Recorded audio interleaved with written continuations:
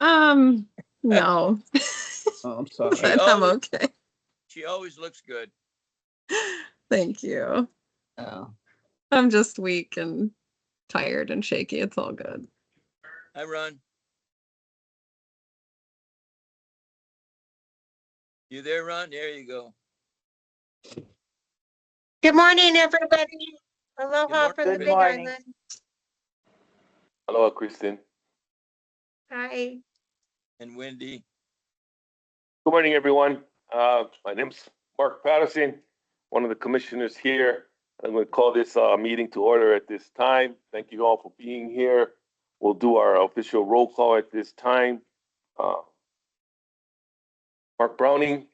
Here. Mike Town. Here. Martha Tournay. Here. Mark Patterson. Here. And then Ron Ibarra is not being able to make it with us today. So we do have 4 of us who are here at this time. So we have quorum. Commissioners, I'd like us to take a look at agenda item number 3. And I'll take a motion to approve the minutes of the June 26, 2025 meeting that we had in Maui. So moved. So moved. A second. It's been moved by Mike Town and seconded by Martha Tournay that the minutes of the Thursday, June 26, 2025 Hawaii Correctional Systems Oversight Commission minutes be accepted at this time. Any discussion?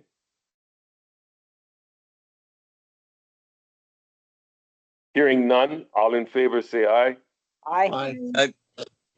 All opposed say same. Any abstentions? Motion passed. Thank you, commissioners. We'll move on to item number 4, our monthly update from the Department of Correction and Rehabilitation. Good morning, Tommy. Before you begin, we're gonna have public discussion before you begin. I forget. No. Yeah, okay. The process is to discuss the topic item, and so you'll have the topic item presented, then you open it up to public comment for anybody to comment on that topic, and then it goes to commissioners for any discussion and decision making. Thank you. That was the AI. Morning, Tommy. It's up. Good morning. Can you guys hear Floor me? is yours. Okay, Yep. so Yes, we have we a couple can. of things to update. One, as you guys know, the legislature did provide the $30 million, 15 million 1 July and 15 million 1 July next year to continue the planning, design, RFQ, RFP, and bridging documents process for OCCC. We recently had a meeting with DAGS and the Department of Agriculture. And so there was some discussions about combining the two projects into one, because in order for us to proceed with OCCC, we need the kennels to move from the animal quarantine site, and they did not get the funding they needed to. They asked for 60 million, they didn't get it. I think they're about 1.5 million shy on their planning and design money. And so by combining the projects, we may be able to move them forward into phase 1 and phase 2. It should have been done originally years ago. It would have been an easier pill to swallow, I think.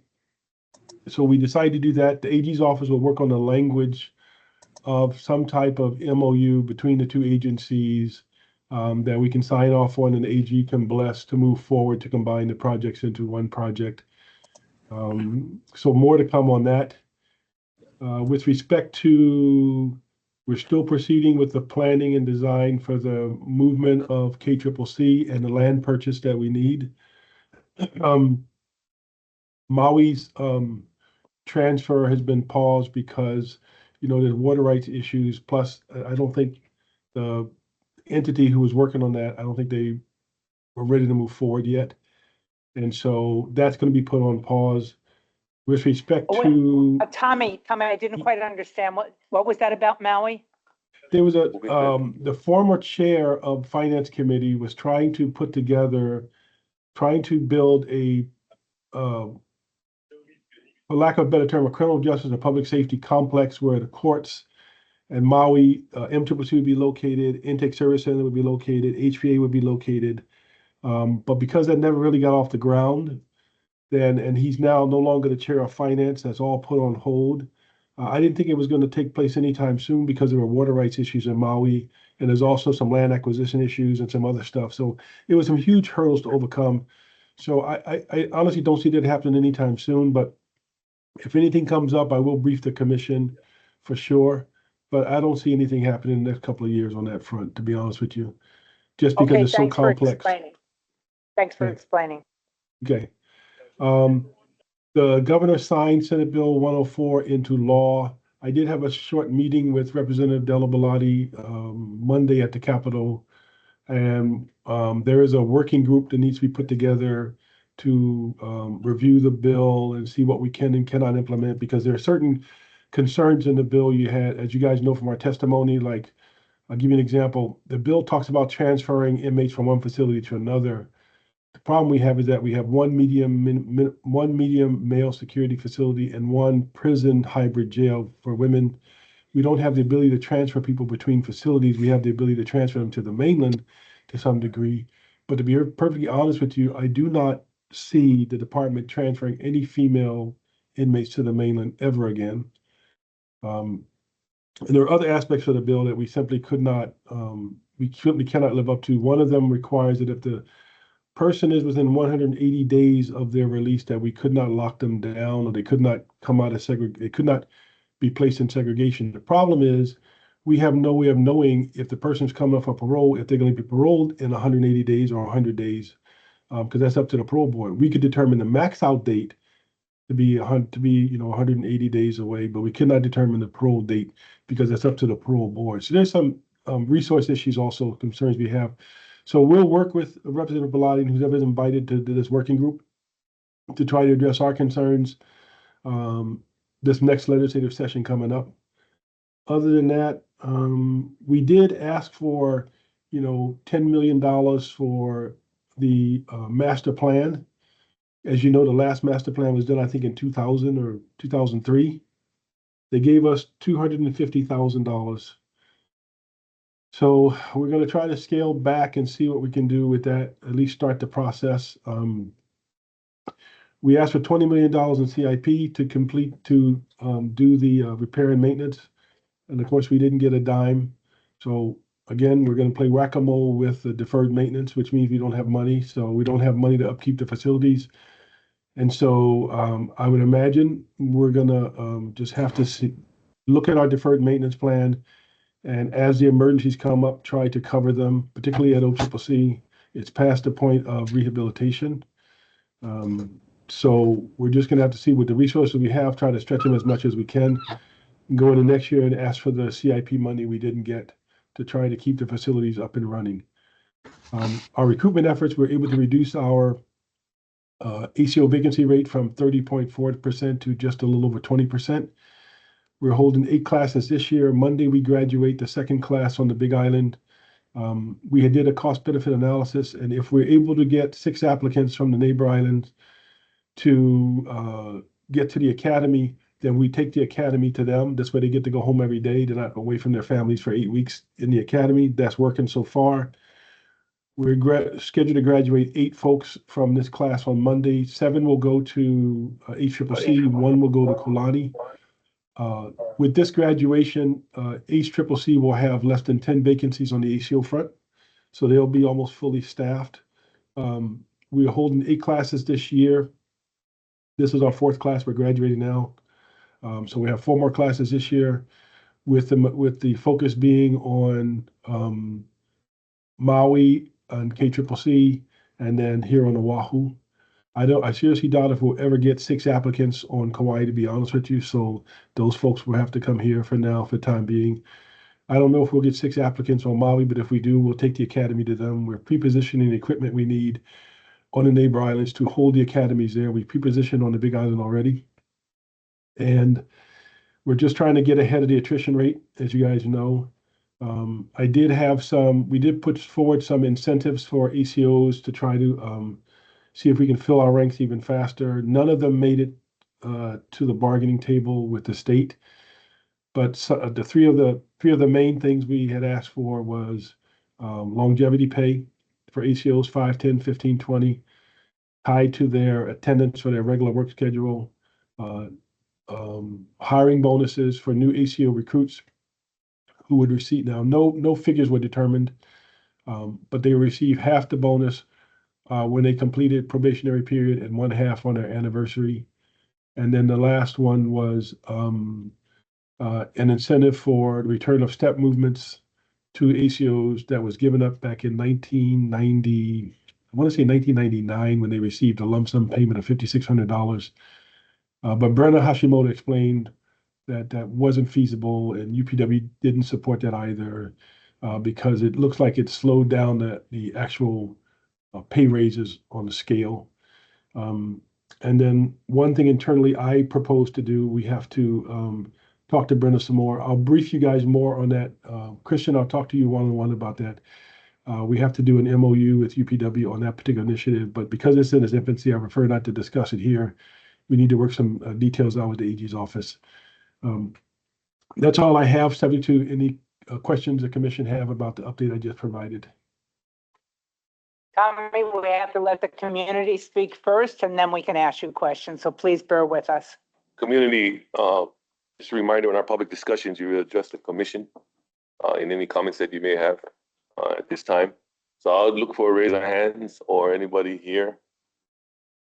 Kat, you want to come over here so people can see you? Kat Brady has something.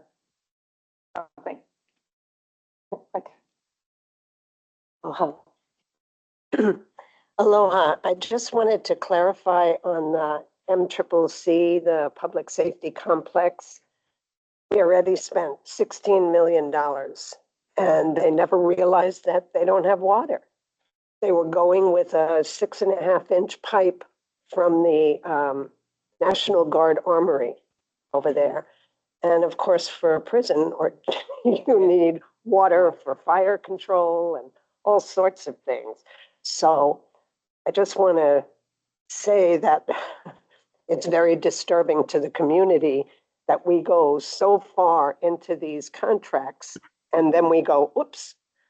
And it's the same thing with OCCC. It's like we go ahead with planning and everything, and then we go, oh, you know what? That land's not available. But, you know, due diligence is so important, and especially at this time with all the cuts to budgets across the nation. And we are really concerned that a lot of money is being spent on public relations to push the jail, not listening to the community.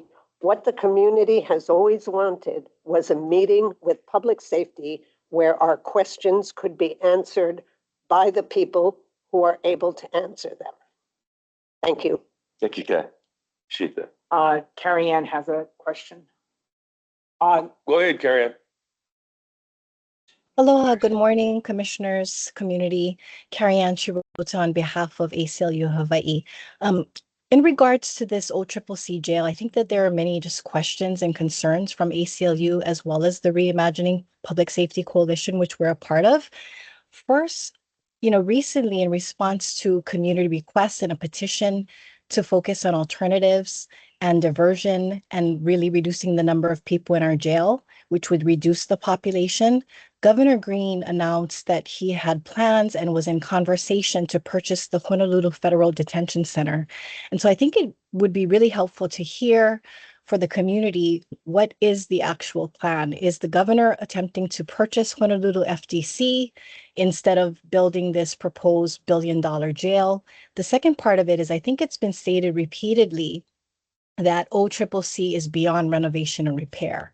And I'd like to point out, we have schools in our community that are 100 years old, 80 years old.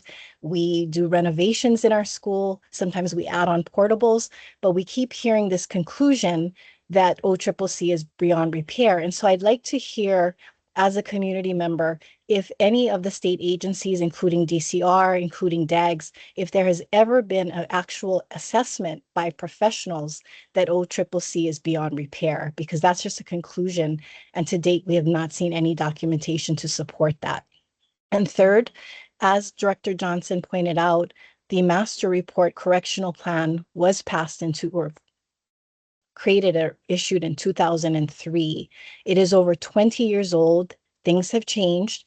And so to move forward with this proposed billion-dollar jail and not to have this overarching assessment, since we are tasked in looking at transforming the whole system, it just seems that it's fiscally imprudent to do so. And we look forward to hearing from Prison Policy Initiative today what alternatives exist and using strategies employed by other states to decarcerate and not to just invest in more jails and prisons. Thank you. Anyone else? George, you see anything? I was asking Tommy to respond to. Hi, Raylene, you want to ask a question? Yeah, I had a comment as a community member, if possible, or a question. Yes, my name's Raylyn Reno, and I just sort of piggybacking on the previous speaker. I've always wondered why we are not looking at keeping OCCC where it is. As somebody who has a family members that have used have had to go to jail and have severe mental health issues in California, and I've dealt with their situation over there in Southern California, especially in Riverside County.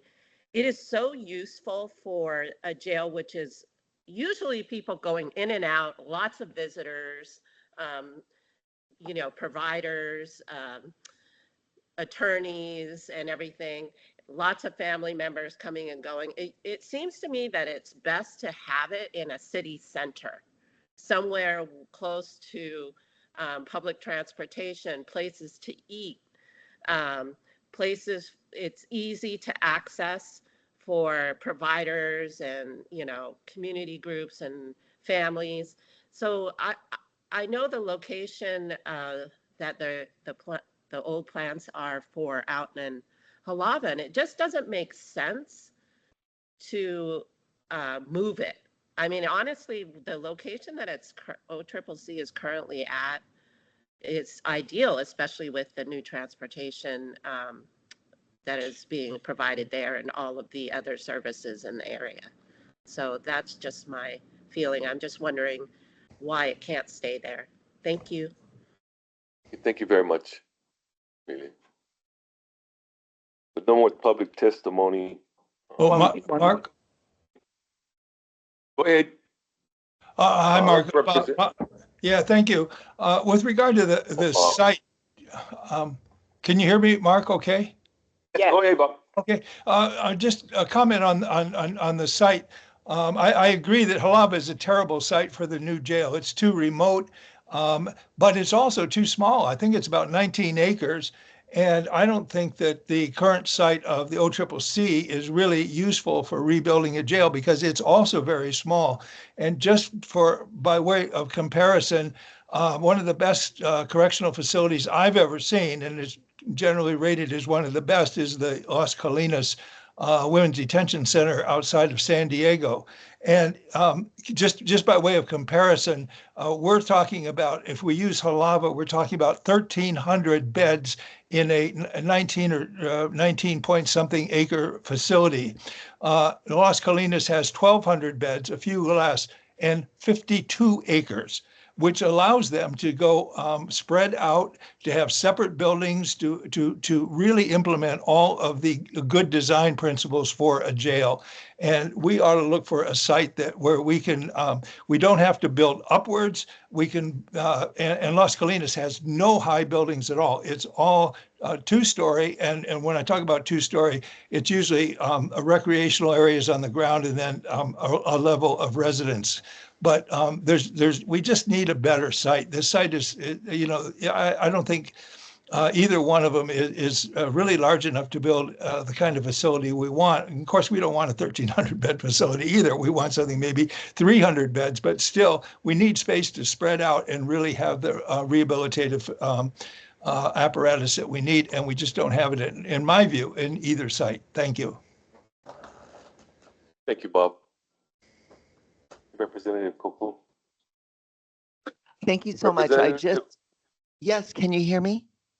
Yes, go ahead. Yeah, thank you Thank so you. much. I just heard on NPR this morning about the ICE detention centers getting such a huge amount of money in the most recent bill that was passed by or signed into law by the president. That it will make ICE the most funded law enforcement agency across the United States. And so I imagine their budget for payroll is going to be really high as well. So if the State Department of Corrections and Rehabilitation is having problems with staffing, given the current funding that's available, how do we prepare for the competition, all staffing these ICE detention, the competition for human resources going towards the ICE detention center here in Hawaii versus the programs that we're trying to staff? How will you prepare for that that quote unquote competitive wage? How it might actually recruit and diminish your labor force? Thank you.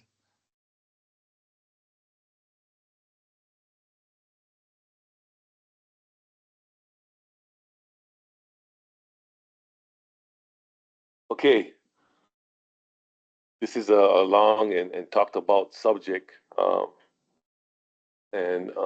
It's sometimes difficult to figure out where do we start from as we go again.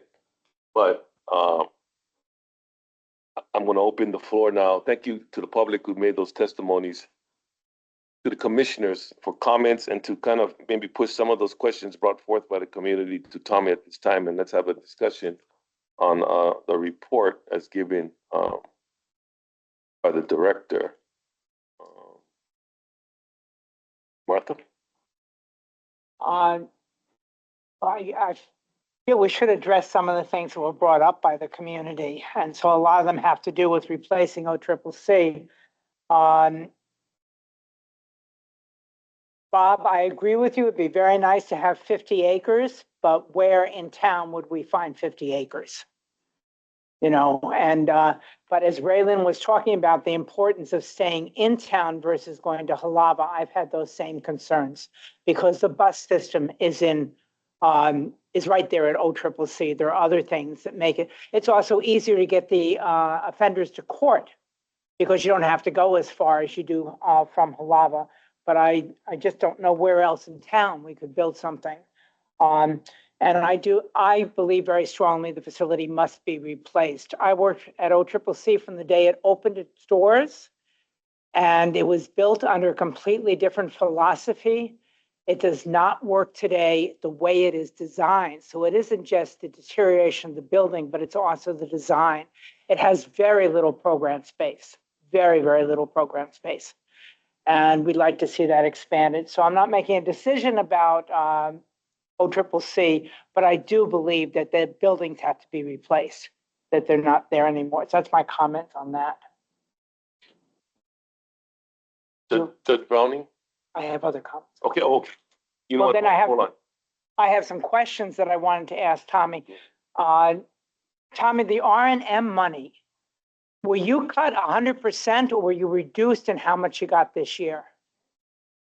The CIP, we normally get a lump sum of 20 million. We didn't get anything at all.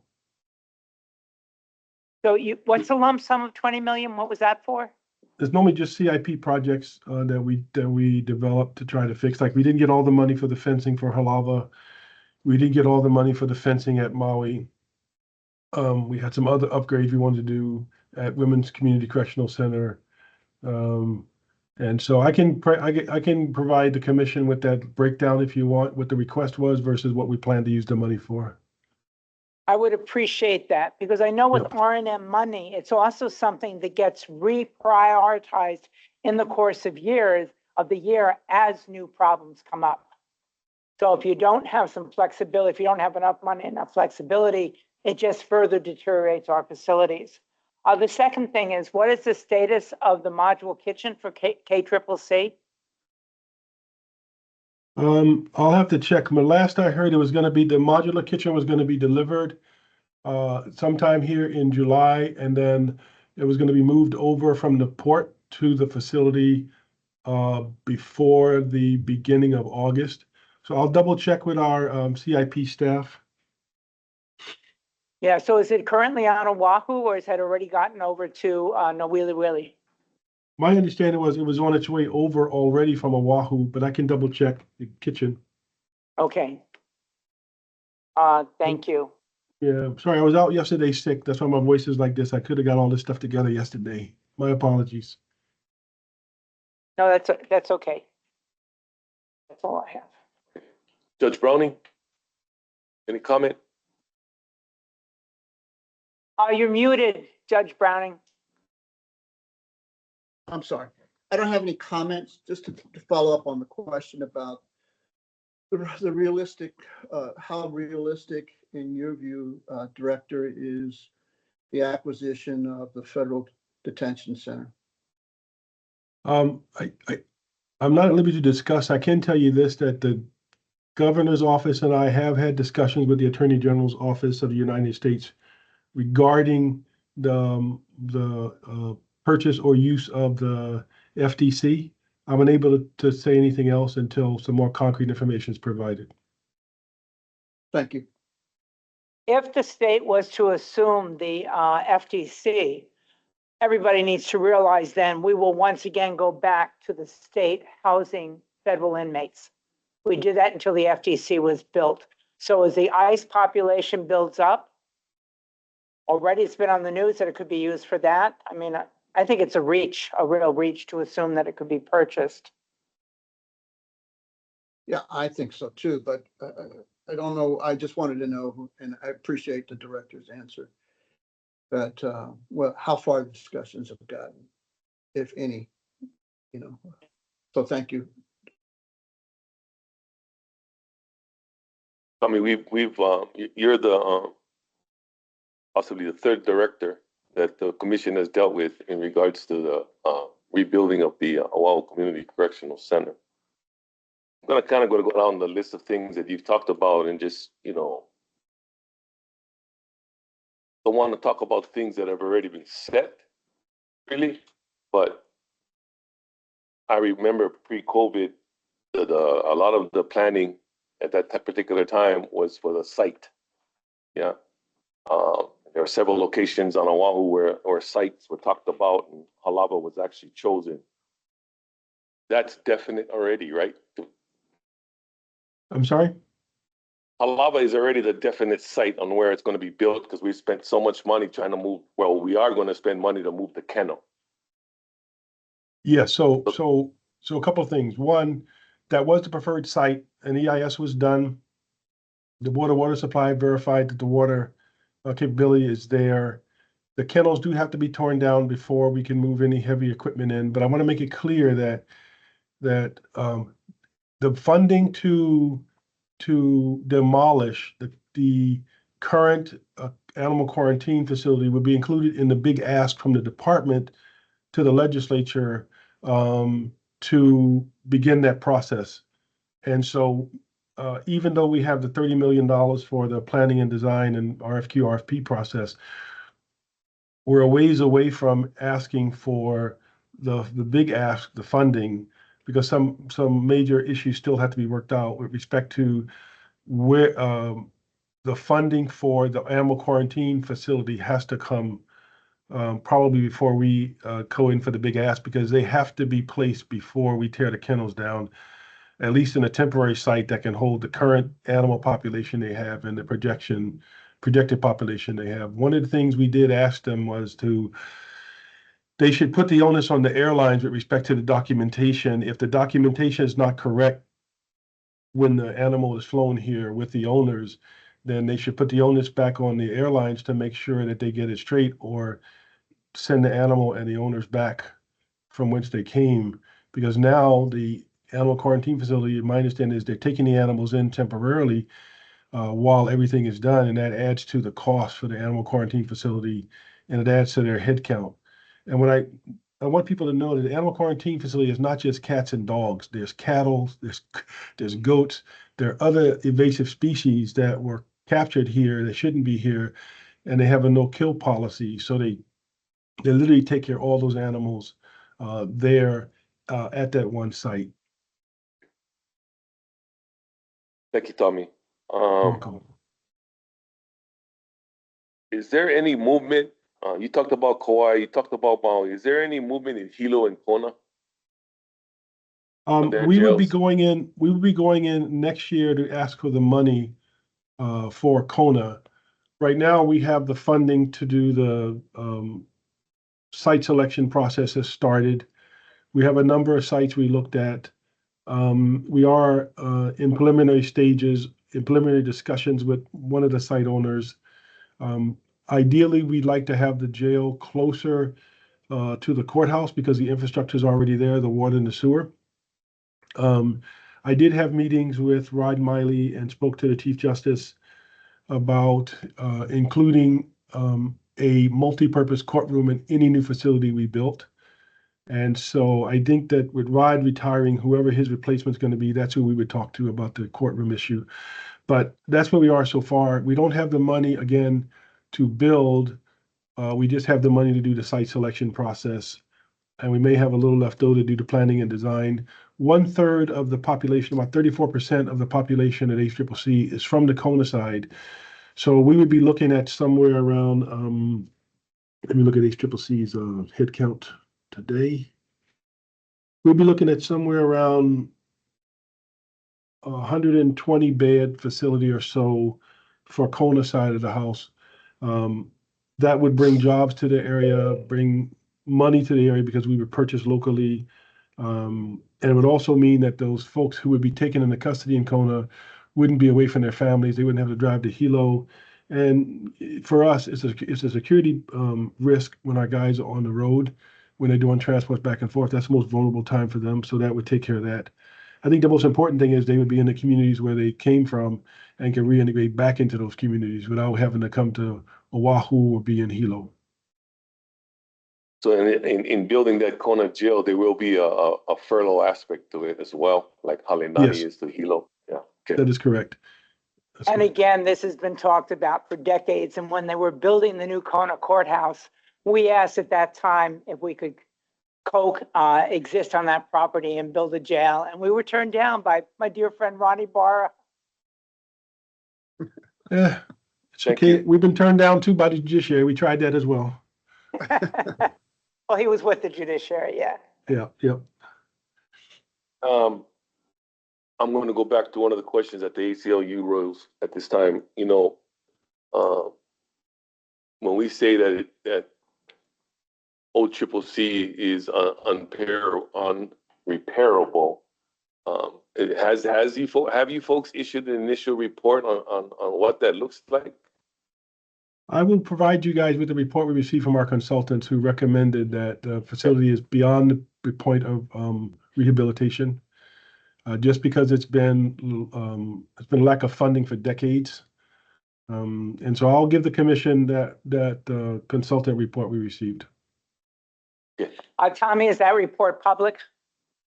I'll find out before I release it to you guys. I'll make sure I'll check with the AG's office and the consultants before I release it. Yeah, you can still release it to us, but we've got to know Correct. whether we can release it further. Yeah, thank you. Thank you. And then lastly, I'm going to try and see if I can reiterate Representative Iwamoto's question because it is crucial, especially here in Hawaii. When you look at and thank you for reporting out on your efforts of recruitment throughout the state. As we know, living in Hawaii as long as many of us have, there was a time when we were being raised as at least the baby boomers that government jobs were what we were supposed to be. Was a vision so that we could have the benefits and we can live in Hawaii and survive. And it seems like today that's not the thought in the current young generations. Now, is there a way, or is there negotiations ongoing with the union to create opportunities for incentives on future labor issues within our corrections that may entice the local population to want to pursue a profession in corrections? Some of them, yeah, Mark. Some of them I mentioned earlier. I just met with Kalani Warner and some of his team Monday regarding a ACO attendance program. So we think we're going to get a good MOU out of that. We discussed some incentives, possible incentives that I mentioned earlier. One was a longevity pay for 5, 10, 15, 20 years. That didn't make it through. That was on the state. The state didn't agree with UPW on that. We agreed with UPW on it, though. That was kind of an incentive. The return to the step movements, I discussed that earlier, and the hiring bonuses, we never got that off the ground. But those are some of the things I talked to Kalani Warner about. But also, what we're finding is the more senior officers are picking posts because they're senior to get to pick their posts, their shift and days off, right? They're starting to pick posts further and further away from where we need them. So one of the things I talked to UPW was maybe providing an incentive like we do with the folks who staff our mental health unit, is provide $1 or $1.50 incentive per hour for them to be housed in the housing units. That's where you need the senior folks to mentor the younger ACOs. What that does for them is that helps them with their high 3, and it gets them back where we need them. So these are just ideas we were talking back and forth about.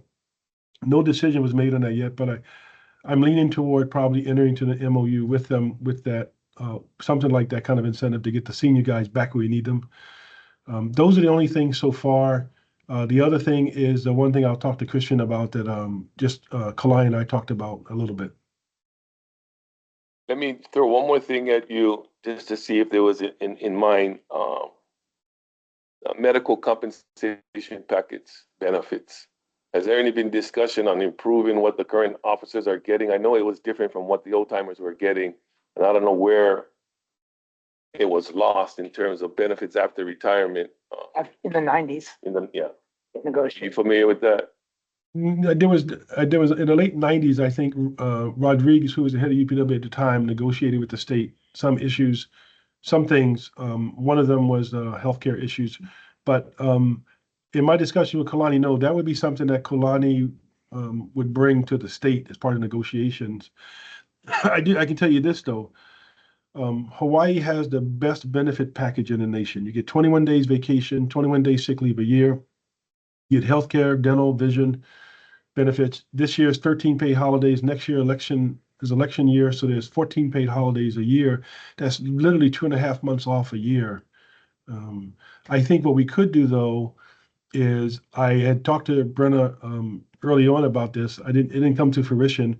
Is that we probably need to look at providing a pay hike to not just to the ACOs, but to look at the classes of work across and the cost of living in Hawaii. And the starting pay for an ACO is $68,400 a month, and you can't buy an apartment here for that kind of money. And that's why you have a lot of people that live in multi-generational homes, because it takes all of their incomes to afford to pay the mortgage. So I would support an increase of 10 to 15% for corrections officers across the board. I think there was a bill last year, a year before last, that required DHERD to look at that issue, look at the classes of work and look at the compensation. I don't know what came of that bill, though, to be honest with you, because I think that even the legislatures realize that a clerical person making $42,000 a year won't be able to afford to live on their own here, for sure. Okay. Just for the commissioners, Kalani Warner is the head of the United Public Workers who represent correctional officers. Yeah, I apologize. Yeah. I should have mentioned that's his full name. He is. Brenna Hashimoto is the director of DHERD, Department of Human Department of Resources. Correct. Thank you. Commissioner Town, any questions for the director? Mike, turn on your mic. You're muted. Thank you. I'm going to defer, I guess. I have a lot I'm interested in. good discussion. I have a big concern letting the Bureau of Prisons have anything to do with Hawaii prisoners other than federal prisoners. I have a big concern with vertical silos, and we have to do something here on the ground that takes care of our families and our community and our culture. And I think I'll defer it. Later on, we're going to get the prison policy initiative, but the big concept here is can we take care of folks here on the ground? Can we do away, have no cash bail? Can we get the judges to understand that and deliver it? And Tommy's been very articulate about how he doesn't always control who comes in, and I respect that. But the less drastic alternatives means figure out a way to take care of the mental health, the mentally ill, the drug addicted, other than lock them up in a jail by default. So I'm interested in hearing more what the prison policy initiative said, because it's a major constitutional civil liberties problem to use cheap, community-driven public safety ways of taking care of our folks, other than lock them up either prison or jail or anywhere else, supervised release, for example, and get the judges up to speed. That's it. Thank you, Mark. Okay, thank you, Judge. This discussion is still going to be ongoing. Tommy, I'm going to have a discussion with the oversight coordinator, and we'll set some more meetings up to have a little bit more detail on a lot of things that was brought up today, so we can have a better presentation of where we are with all the jail planning and the sites, and what does the future system really going to look like in terms of our ability to house the offenders and to transition them and to divert them as well. So this is going on almost 5 years that we've been having these discussions. So we need to start settling down and get structure into how we can find some solutions for everybody involved at this time. I don't think we're going to do it in the time allotted today, but I want to let everyone know that I'm committed to making sure that those discussions are being made. So thank you, Tommy, at this time for your report. And I think a lot of what we want to talk about after just hearing what the director had to report will be brought up again in our next presentation and on the agenda item number 5. Presentation of the Oahu Community Correction Center expansion plans and population forecast report by Prison Policy Initiative, presented by Wendy Sawyer, Research Director, Emmett Sanders, Policy and Advocacy Associate of the Prison Policy Initiative. Are you folks here? Yes, sir.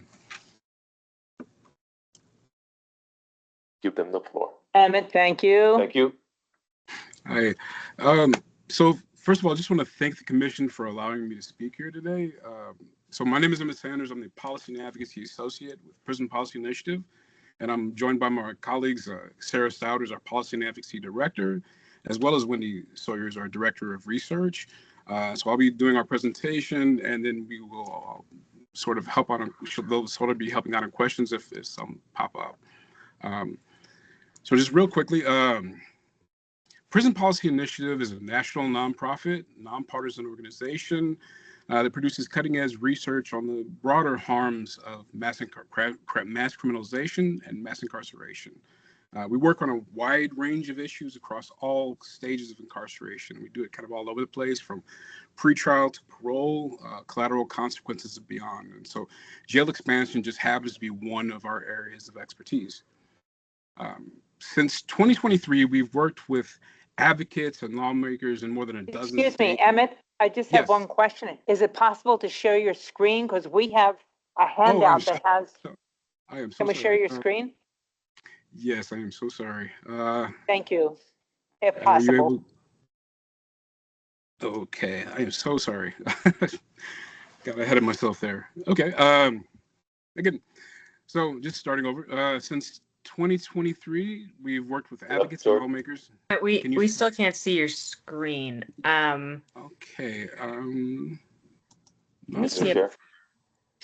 Sarah worked with them. I am not certain. Here, share screen. Are you able to see now? Not yet. Not yet. I don't want to slow it down too much. Yeah, Yeah, let me just, sorry, let me try to share mine. That way, and I can run the slides while Emmett talks. Let me just pull them up. It will take me just a second, and hopefully that will work. Understood.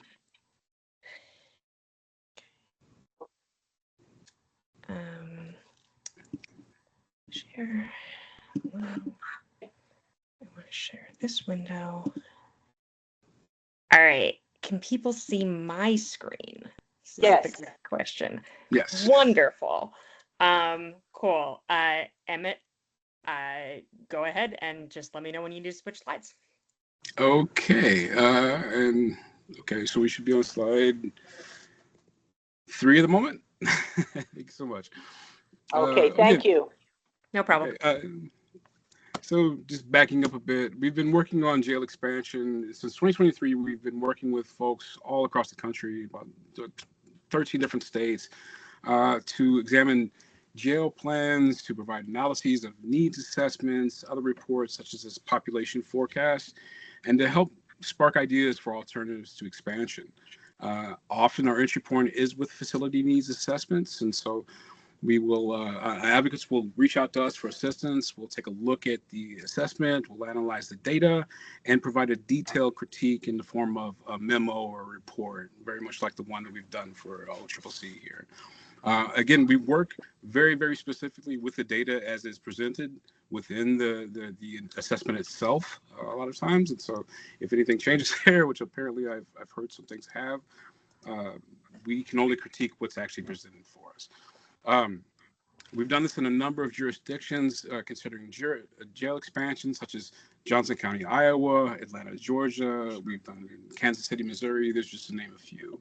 And we also produce a number of advocacy resources that are focused on jail expansion. So we published a public-facing guide for critically reviewing jail assessments, as well as a guide to questions that local decision makers such as yourselves should ask when considering, a larger or a new jail. And additionally, we've provided public testimony in county and state legislative bodies. We've helped nonprofit community organizations better understand jail assessments, and have produced a couple of webinars on the subject. Next slide, please. So why do we do this work? Well, we do this work because we've done this work.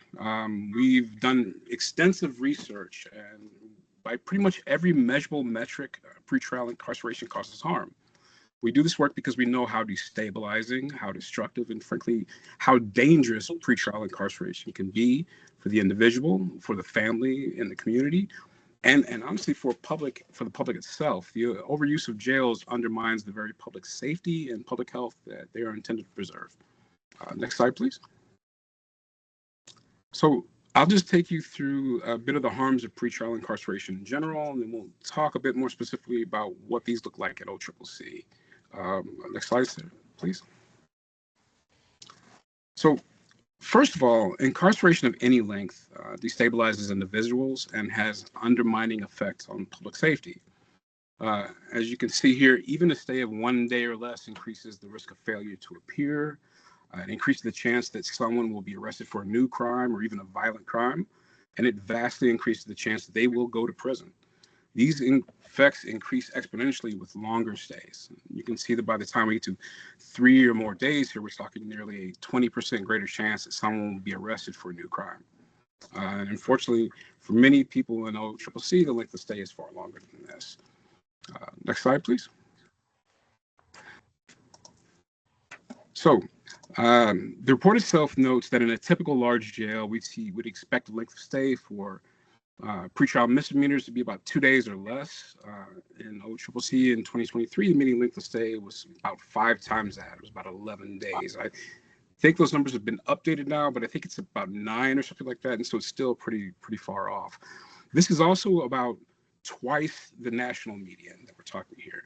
The median length of stay for felonies was 52 days in OCCC. This is clearly a problem, particularly as the longer the stay, the greater the destabilization, and very likely the greater the impact on public safety. Next slide, please. However, jail incarceration, it doesn't just harm public safety.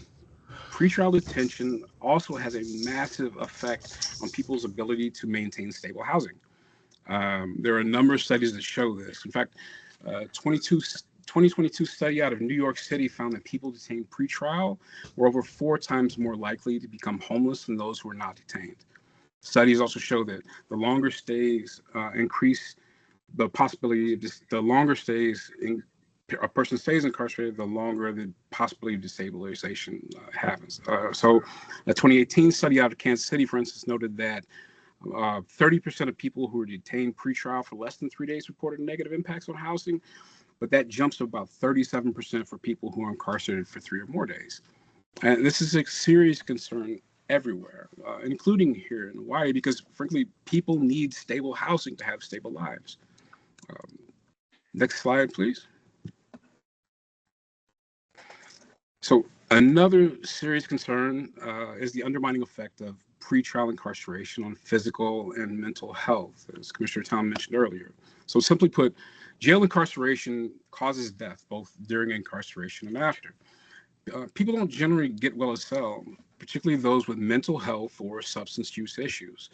People who experience pretrial detention are about 40 times more likely to overdose in the 2 weeks following the release than people who are similarly situated, who haven't experienced incarceration. Suicide is the single leading cause of death for people in jail, and that number is increasing. Half the people who died by suicides in jails between 2000 and 2018, they've been there for fewer than 9 days. So that was about 2 days less than the median length of stay for people with pretrial misdemeanors in the report that we were given. And it doesn't just stop at the gate, right? People released from incarceration are about 18 times more likely to commit suicide than those without a history of incarceration. This should absolutely be a concern here. I think there were 4 suicides in Hawaii's correctional facilities in 2024 alone. Next slide, please. So jail incarceration undermines public safety, it undermines housing stability, physical and mental health, but that's not all. It also has a pretty significant economic and social consequence for the individual and for their family. Again, 38% of people detained pretrial for fewer than three days, and 76% of people detained for more than 3 days reported they lost their job, they had to change jobs, or faced consequences at work because of incarceration. When people experience jail incarceration, they lose their jobs, and that family loses whatever income that person provided. 32% of, and the impacts on children and family are here as well. 32% of people who are incarcerated for fewer than 3 days, 41% of people who are incarcerated for more than 3 days report a negative impact to their kids who are under 18 years old. You know, people in there cannot take care of their children, their kids suffer, which may very well impact public safety in the future because it brings about generational impacts. Next slide, please. So again, jail incarceration by every measurable metric is harmful, but I think it's also important to explore who bears the brunt of that harm within your jail. Unfortunately, there are some significant racial disparities within Hawaii's jails, OCC, or OCCC, which mean that the harms to housing, physical and mental health, employment, all these other destabilizing impacts, they proportionally fall much harder on Native Hawaiian and Pacific Islander people, as well as on Hawaii's Black population. Next slide, please. So as you can see here, in 2020, OCCC's population was around 42% Native Hawaiian or Samoan. That's compared to about 10% of Hawaii's overall population for the U.S. Census. That's an overrepresentation of around 4 to 1. Only 2% of Hawaii's population was Black, but more than 6% of OCCC's population was Black in 2020. That's an overrepresentation of around 3 to 1. Again, this means that the harms that we mentioned earlier, they're all hitting these communities a lot harder. Next slide. So a new building simply doesn't cure the harm, not even the public safety of jail detention. I know staffing is a major concern at OCCC. Unfortunately, new buildings also don't increase staffing ratios either. Next slide, please. So, I'm sorry, I think I'm a little off here. In a lot of places, and definitely here in Hawaii, the ability to adequately staff correctional facilities is a significant concern. Significant concern. It's creating massive problems for correctional facilities, not just here, but in all across the country, and it just doesn't seem to be showing signs of getting better anytime soon. The total correctional workforce in the U.S. shrunk by about 11% in prisons and about 7% in jails between 2020 and 2024 alone. And we've actually written about this rather recently. It's been a problem all over. Next slide, please. Even in places where they've built newer jails or bigger jails.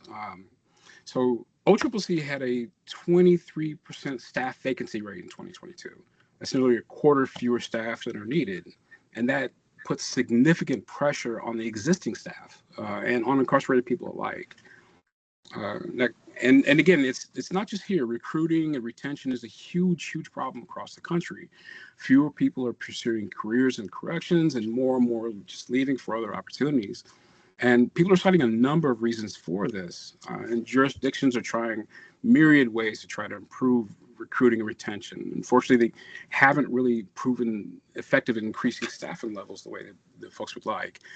Wage increases, easing employment requirements, staff wellness programs, new facility construction, they've all kind of failed to fix the problem here. Next slide.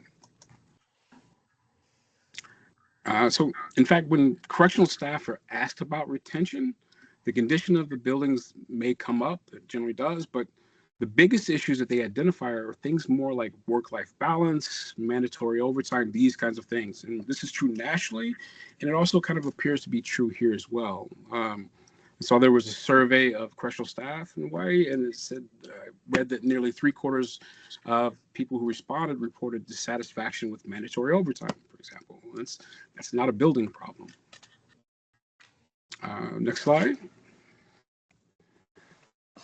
And jails that are bigger generally require more staff, which can actually worsen staffing concerns and all the negative consequences that come with it. We've seen some instances of places that have built new, larger facilities, and they found them even harder to fully staff, actually leading them, some places, to sit empty at a large cost to taxpayers, sometimes for years. Thurston County, Washington, I believe, is one example of that, where they're paying something like $430,000 a year for an empty building. At the end of the day, one of OCCC's biggest issues is understaffing, and a new building is very unlikely to fix this. And actually, the one certain way to improve your staffing ratios is to decrease your incarcerated population, to decarcerate. So, next slide.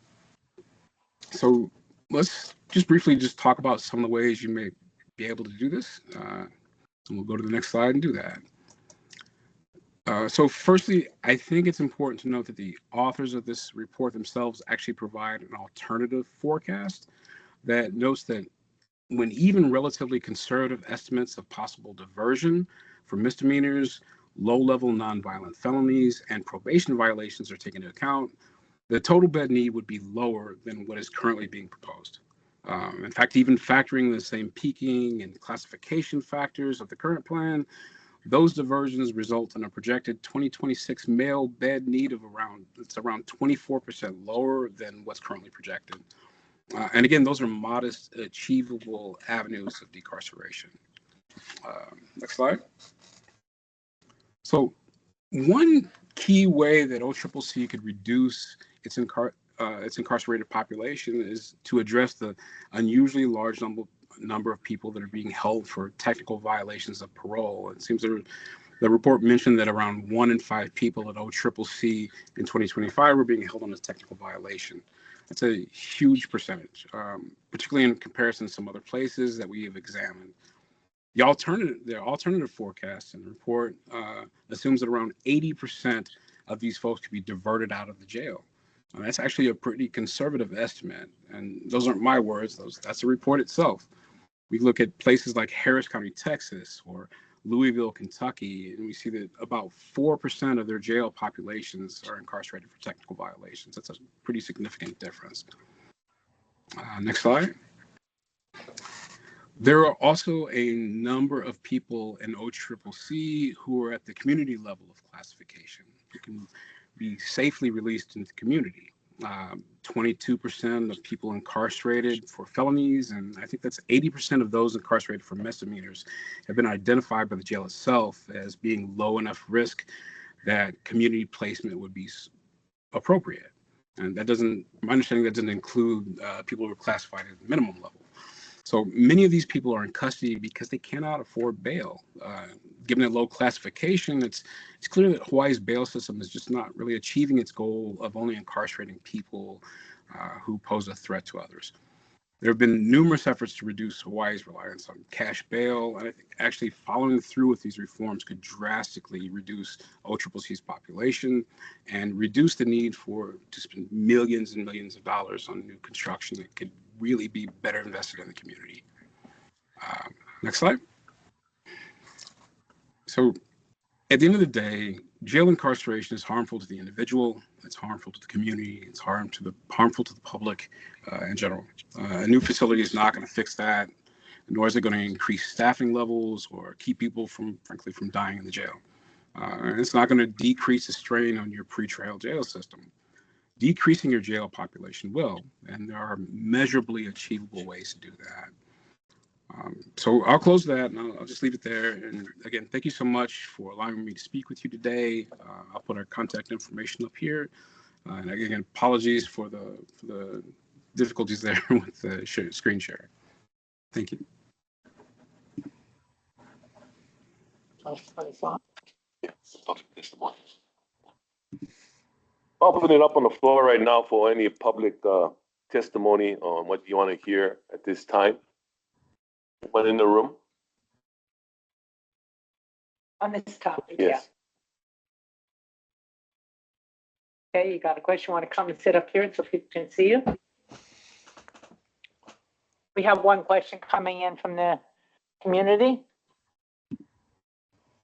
Hi, my name is Maisana Aldiger, and I was also a past correctional officer. And, you know, when you talked about the staff recruitment, I truly believe that we can get the staffing up to par because most of them have a hard time clearing their records to pass the clearance, the background check. They need to have I just suggesting that a committee that can help these, individuals who want to be a prison guard, to help them take off this minor offenses that they have, so that they can be able to apply for the position. So such as they might have been when they're 18, 19, had a minor. No, they don't know this stuff. That at 18, they probably had a marijuana charge or something. And to get it expunged and taken up. They're really great workers, but they just don't understand how to clear that record to pass the background check so that we can get them to recruit. They just, in their mind, because I came across a lot of them that like, oh, my background is not, good enough to pass this background clearance. So this is just a suggestion that I want to present to the oversight. Thank you. We could increase the pool that way. Yes. Thank you. Yes, Kat. Kat Brady, coming to the podium. Aloha. Actually, the governor signed two bills. HB 145 is Act 3 and HB 132 is Act 5. And those bills, the first bill would say anybody who was arrested but not convicted, we would expunge. The judiciary is working on expunging those records. Automatic response. Yeah. So, and the other bill, 132, actually makes that happen because the talk about expungement started in 2023. So we have a chance. And I know the department has testified that anybody who has a record or anything can never work. And to me, those are the people who actually know what happens inside, and could be immensely helpful. So I'm really grateful to the governor for passing those bills. Thank you, Kat, for bringing that to our attention. Anybody online? Hey, about this topic? Yeah, come, bro. So, hi, my name is Brian Pike. I've been a member of the Lifer community before. I was institutionalized in a prison setting in a mental health facility that was actually it was condemned by the UN and the federal government in California, and I survived human rights abuses there. So the ACL Smart Lawyers, I'm working with them a lot on reimagining public safety. And I just wanted to say, I've also done a lot of work. I was a life coach for psychiatric survivors, and I've worked with people that have gotten, been early released, life sentences in California, work in halfway houses, did a lot of work. I've been in recovery for 23 years. And through the 12-step program. So what we do a lot is we bring meetings in to people in facilities. And I found out when I was in a facility that was like essential for my mental health, for the safety of the inmates. And I think it's just essential that goes on. So I want to just offer my services in that area. I've done, I work with the military diversion program and stuff like that too. Through 12 step, but there's one particular group called Recoveries Anonymous. It's a universal 12-step program for any problem, any behavior. And in that group, people can deal, it's not just substance abuse, it's all the other issues, codependency, childhood trauma, mental health issues that aren't, connected to any substance per se. And there's a 12-step program that I was working up on the west side at Humo Keola, and they had offered me a job doing that. My situation is I'm currently houseless myself. So I'm going to be going up to a farm that my friend's going to let me live on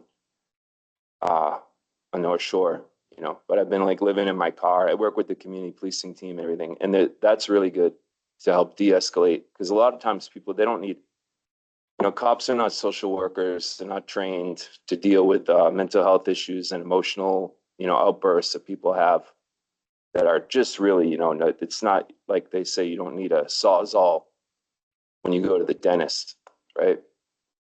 So we shouldn't be utilizing our resources like that. Plus, if we're wasting our time trying to police mental health, where are the cops when the real criminals, when we need them to deal with the real criminals? So Can I ask a question? How long were you pre-trial before you were convicted? I don't convicted. I have no convictions. My record's been expunged. Yeah, I was just saying I've been working with the Lifer community for a long time because I do outreach through the 12-step program to people, since I was 5. I was going into Concord State Prison with my mom because she had a pen pal. And so I know that's what I'm saying. I've just had a lot of experience with them. Thank you. Thank you. Thanks for letting me share. Thank you, Frank. Bob? Thank you. I just have a quick question for Emmett. Sorry. As presently planned, the new jail for Halava will have 1,300 beds, of which 1,000 will be, quote, detention beds, and 280 to 300 will be what they used to call reentry beds, but I think they're rethinking that. I don't know what the present plan is for those extra 280 or so beds. But have you come up with a number where you think the detention beds? I completely agree with you that we have way too many probation violators, in our jail, 20%. So we could probably reduce it by, as you indicated, by the detention population by close to 20%. If we just found an alternative to those people they're basically hope probationers. the remnants, at least of the Hope probation, but it's way too high. So if we can reduce it by 20%, and we had bail reform and some of the other reforms that you've talked about, what do you think would be a reasonable amount of people? How small can we make it? Let me put it that way, because that's a question we should be asking. Not how big does it have to be, but how small can we make it if we do all the things in the community that we need to do? If we have mental health facilities in the community, if we have really good, pretrial supervision and so forth, how small can we make it? Yeah, so first of all, just really appreciate the question. I will say that that wasn't what we actually looked at. What we did look at was how big they're trying to make it, and to see if there are ways and strategies that we can use to reduce it, and ways that it's being used inefficiently or unnecessarily. And so we don't want to come in and like offer a number, specific numbers in terms of how big you should build or what size it should be, but we can say that it does seem to be there are some pretty significant ways that you could actually reduce that population. Okay. If I could just make one more comment, Mark, with regard to the number of people in the site.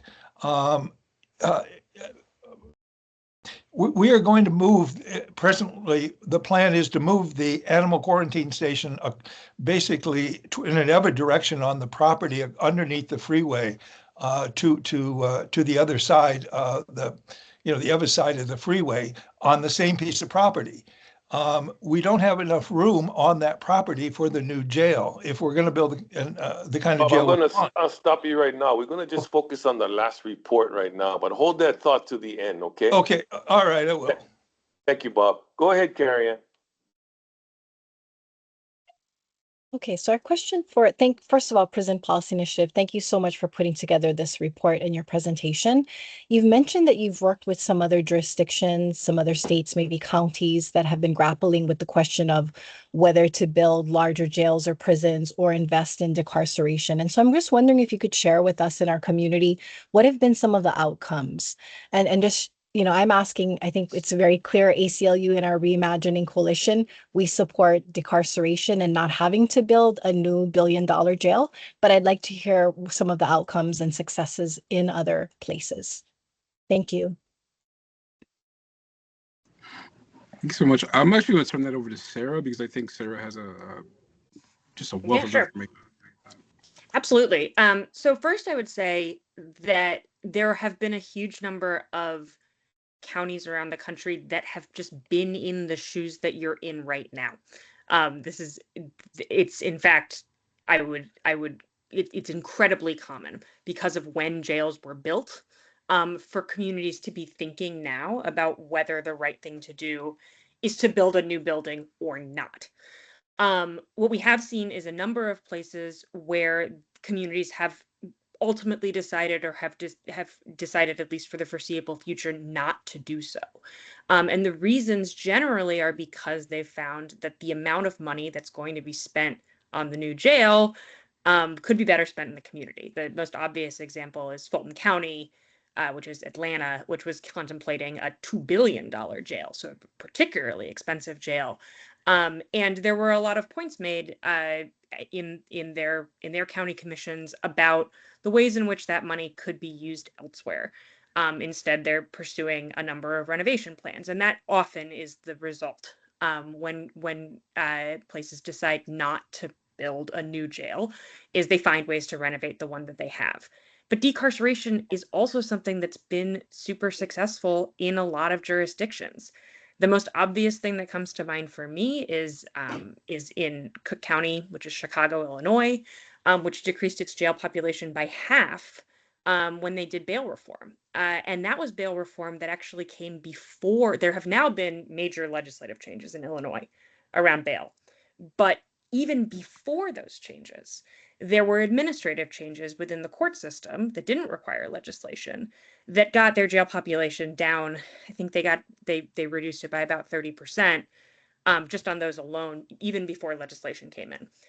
So and certainly the MacArthur Safety and Justice Challenge is another group to look at that's worked with counties around the country on technical violations.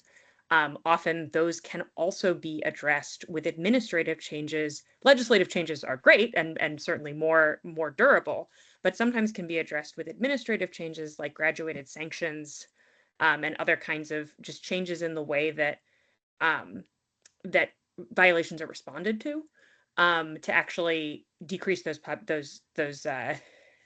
groups. And I think for me, when I look at the numbers, it's that technical violation number that is the most unusual at OCCC. And I know I've seen, like I saw some numbers from maybe like a couple days ago, even though it's gone down, the percentage has gone down a little bit, it's still well above where a lot of other places are in terms of the percentage of folks who are in there for technical violations. Does that help? Thank you so much. Thank you. Thank you. Nikos? Aloha, Nikos Leverins, Drug Policy Forum of Hawaii here. Mahalo to our guests from the Prison Policy Institute for their very cogent presentation. I was going to ask Carrie Ann's question, but I also had another question. I would appreciate if either of you or both of you could speak to not just the resolving the technical violation problem, but shouldn't Hawaii has the longest average term of probation in the nation at 59 months. Much of that is due to a very draconian drug possession sentencing statute, where any amount of non-cannabis Schedule 1, Schedule 2 drug has a baseline penalty of 5 years and a $10,000 fine. Could you speak to whether other jurisdictions have looked at sentencing reform as a legislative matter, and whether or not other states have also looked at just kind of cabining the baseline probation term? Because when you're on probation for 5 years, the reality is that you're going to be caught in that system for some time. And I've heard stories of people being on probation for 8 years, 10 years, 20 years. It's quite incredible, and it's unjust. Also, I would like to think, what can legislators do as a matter of policy to conduct a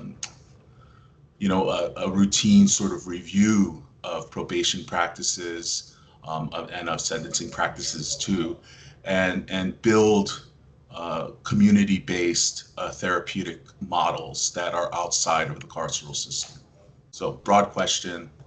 Looking forward to your answer. Yeah, it's a big one.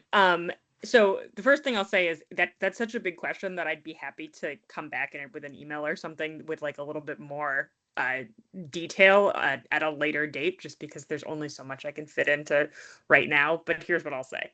Yes, Hawaii has unusually long probation sentences. And what we know about unusually long probation sentences is exactly what you said.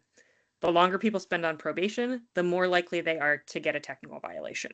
Notably, the violation rate is not usually because of new arrests. People who are going to be rearrested on probation are usually rearrested within the first year. These longer terms of probation seem to set people up to fail, giving longer periods where people who don't pose a threat to the community are nonetheless under this extreme supervision, where a small mistake is gonna cause them to end up back in custody. There are a lot of places around the country that have done a lot to shorten probation terms. The easiest way is just legislators changing that number, which is, I think, the most important thing that can be done, particularly mandatory probation terms. But other kinds of reforms have included mandatory administrative review or presumptive release from probation, where sort of the idea is because if you're doing well, there needs to be a justification why you should stay on probation as opposed to why you should be let off probation. And so that's one thing that I would think about, because to the extent, and to be honest, I'm not as familiar with Hawaii's laws and how much discretion judges have to let people off probation early, but to the extent that they do have that power, if that power can be wielded as fully as possible, it's a way to change those probation terms, you know, without needing the legislative fix. Although I think the legislative fix is the most obvious route. Yes. Thank you, Sarah. And I did see we'll that move- Wendy, sorry, I did see that Wendy just put into the chat a note about the change that Georgia made to its probation terms, which also are extremely long. Okay, thank you, Emmett, Sarah, and Wendy for your being here and that outstanding report. It's got my mind spinning right now. But I'm going to go ahead and let Commissioner Torney ask some questions at this time. In talking about the pretrial detainee population, that is our biggest problem. I looked at 10 years worth of data from the department, which are the publicly available data sheets. And it shows that since December of 2014, the sentenced felon male population has dropped 35%. The sentenced female population has dropped 35%. All these things, all different categories have been dropping, except when it comes to the pretrial felon. The pretrial misdemeanor has dropped, but the pretrial felon over that period has only dropped 11% for the males. This is our major problem. I saw, as you were talking about, that judges may be able to do or presumptive release from probation. During that discussion, I saw Judge Browning kind of shaking his head that I don't think the judges can just automatically start looking into cases. You need to ask him. A legislative fix would be the only thing that could do that. But also, the Department of Public Safety has the Intake Service Center. The Intake Service Center is responsible for reviewing people who are arrested and making recommendations to the courts as to bail, as to own recognizance and other things. If they're not released initially, they should go back and visit again. I really want to know how effective our system is in actually doing that. I don't think we have an evaluation of our intake service center. Do we have enough people to do this? Are we, in fact, going back and reviewing them continually to see whether they can get out? Because we've seen people come in with bails as low as $10. I mean, it makes no sense whatsoever to have people in for that. So, Tommy, I just want to stress, we really need to evaluate the effectiveness of the intake service center and actually getting pretrial inmates released back into the community. If I might comment real quick. Sure. Okay. There is a law on the books that require us to do the review every 90 days. We had worked out an agreement for every 6 months, but the legislature didn't agree. So we do the review for every pretrial person every 90 days. Now, that being said, if some information comes to Intake Service Center's attention that would affect the person's possible release, we prepare a report and provide that to the court. It should be noted that 7 out of every 10 requests we submit to the court for supervised release on bail are denied. So we're prepared to monitor the person. We even increased our electronic monitoring capability to help the court have a better feeling that we can monitor the person. But in the end, we don't have jurisdiction. It's the court that says yay or nay. I agree with that. The Department of Corrections and Rehabilitation does not have the authority to release pretrial inmates. And I just looked at the June 30th statistics for OCCC, and 59% of the population are pretrial felons. 59%. Here's one of the other problems, Martha. You hit it on the head, that our pretrial population is continuing to climb. Right now, as of 7 July's report, we had 900 pretrial felons in custody, 122 females, 986 males. The problem we have is that it's taking too long for the cases to come to trial. We have people who are pretrial who've been in our custody for 2.5, 3 years. So by the time they come up, if they get convicted, they see the parole board, their pre-sentence credits are such that they have so many pre-sentence credits that they won't have time to finish the programs that we assess them as they're needing, like substance abuse treatment, anger management, GED. So it's an issue of the front end of the system. There's some kind of stall and delay in getting the speedy trials, for lack of a better term. And two, we don't have the luxury to say we can release them because they don't have jurisdiction in those cases. So we're stuck in a catch-22. 87% of our in-state population is pretrial. Now, again, though, I want to stress that when I'm talking about a review of the intake service center, I'm not talking about a 90-day review. The data that was just presented to us from this group shows that people being kept 1 day, 3 days, 7 days, it increases the chances they're going to come back into the system the longer they're kept, just when we count days. So we need to look how effective is ISC in being able to go back very quickly to the court and see whether they can get a reduction or a release from that. So it's not the 90-dayers, it's the 7-dayers I'm concerned about. Okay. Fair enough. Judge Town?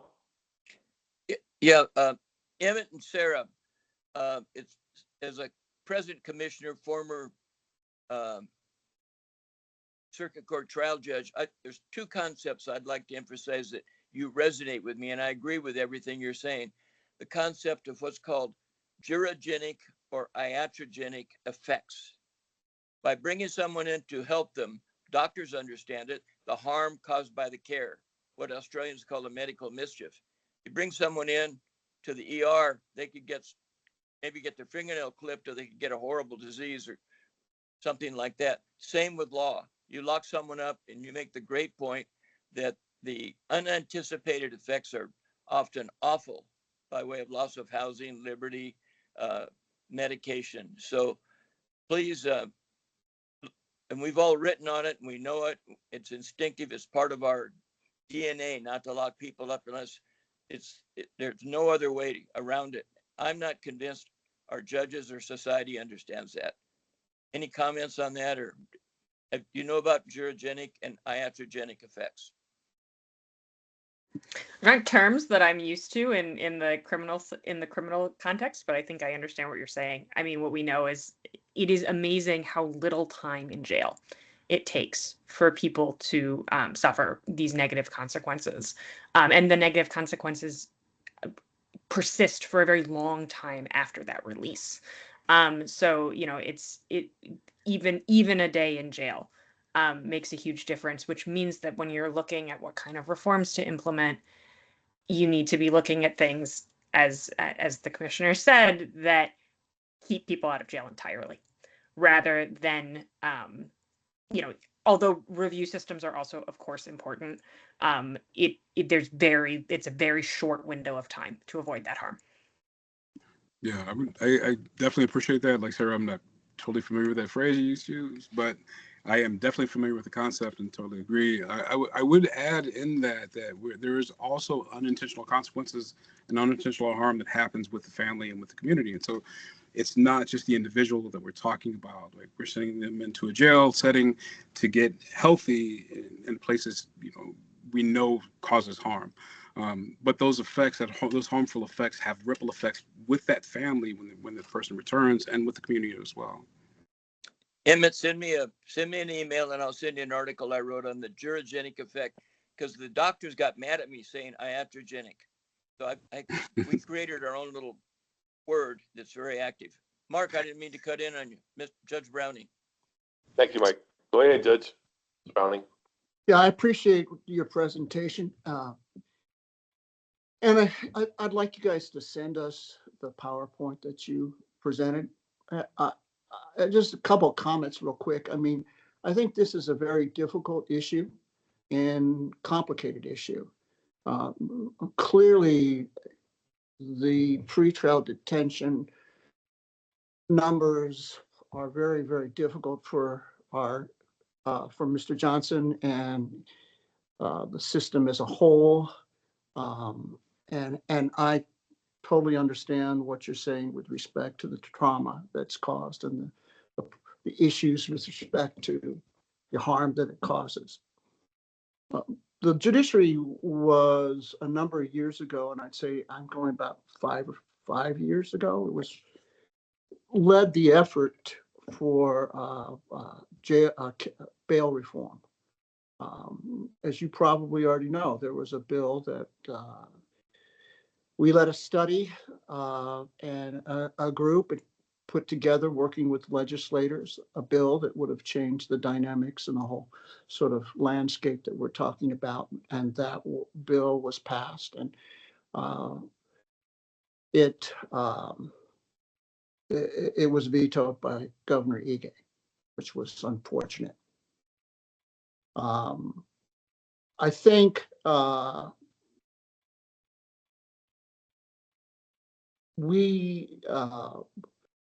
I don't know how much contact you had with the judiciary and having this discussion with them, but it's obviously something we should probably share because we have a lot of new judges, so I'm not sure they understand all of the sort of consequences and dynamics that we're talking about today.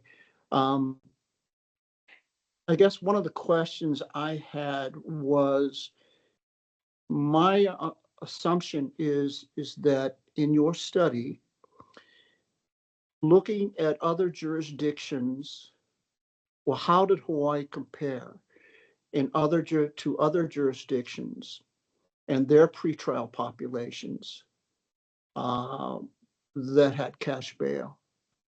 Are we similar in our numbers, or are we above their numbers? Are we looking at the same sort of parallel sort of universe? How do we compare?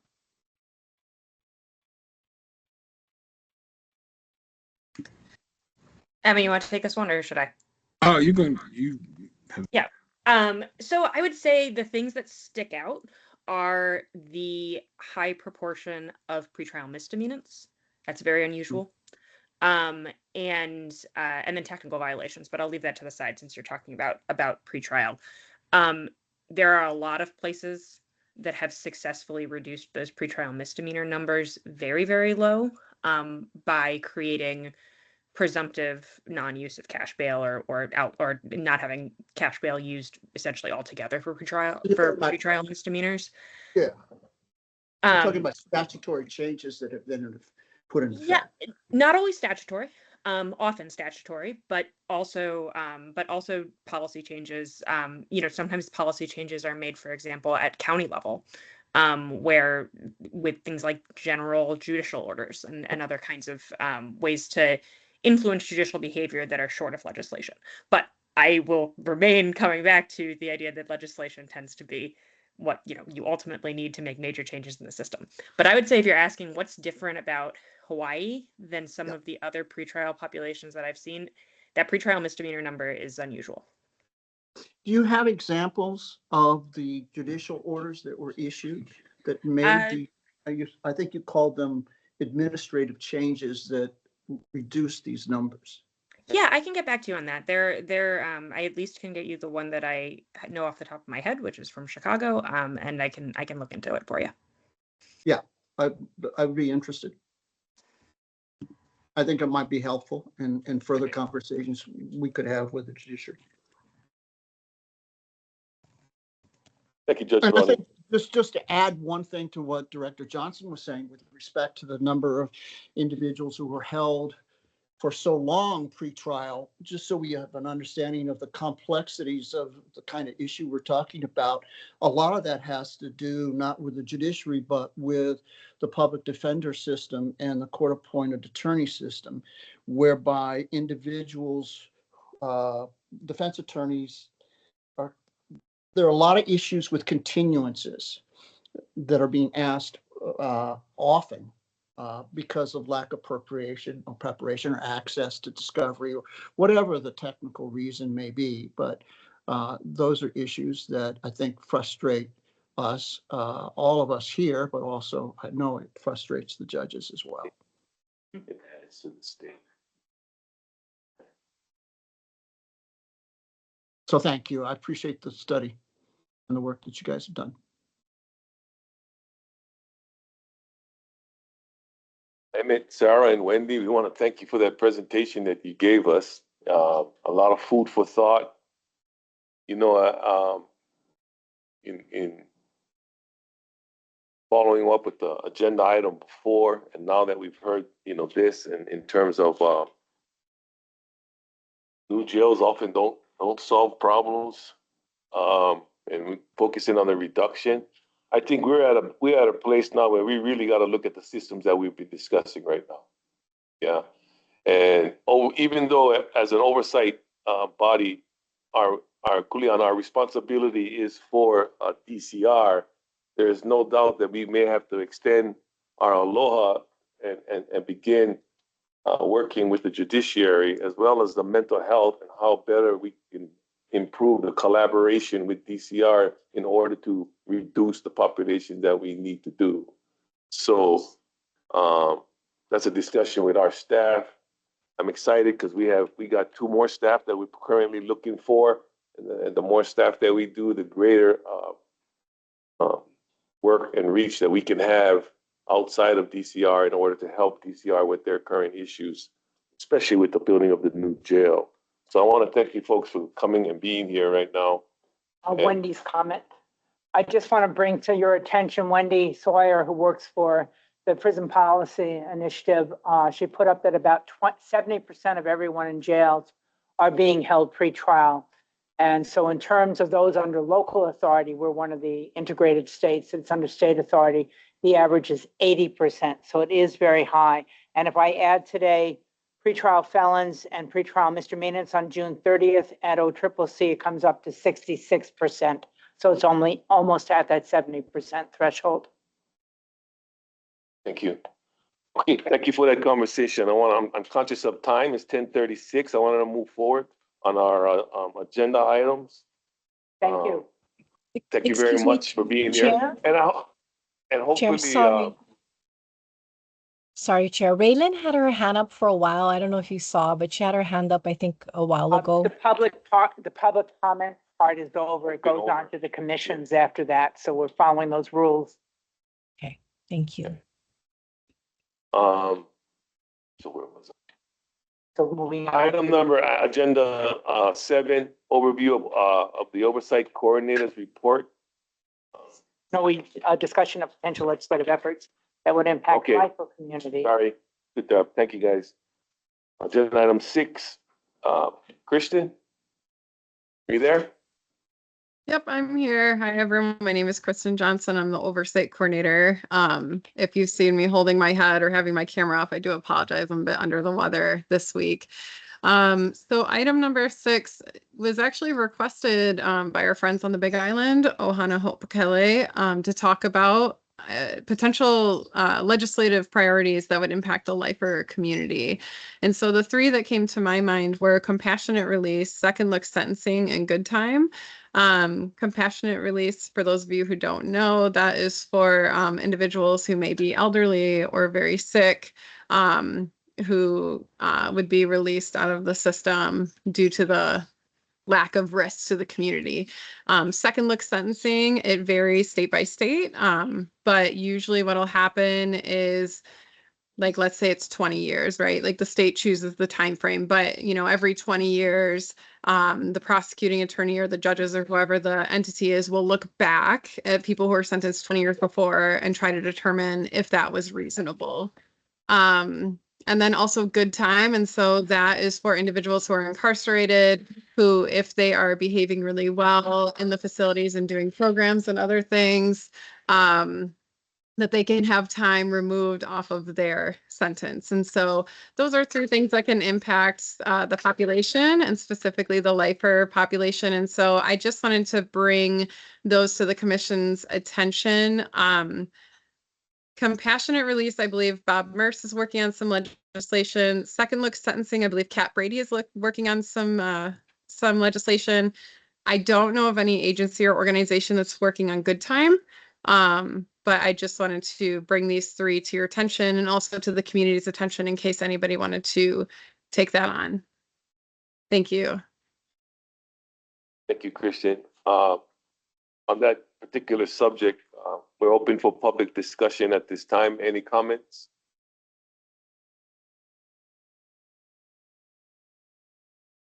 Raylan?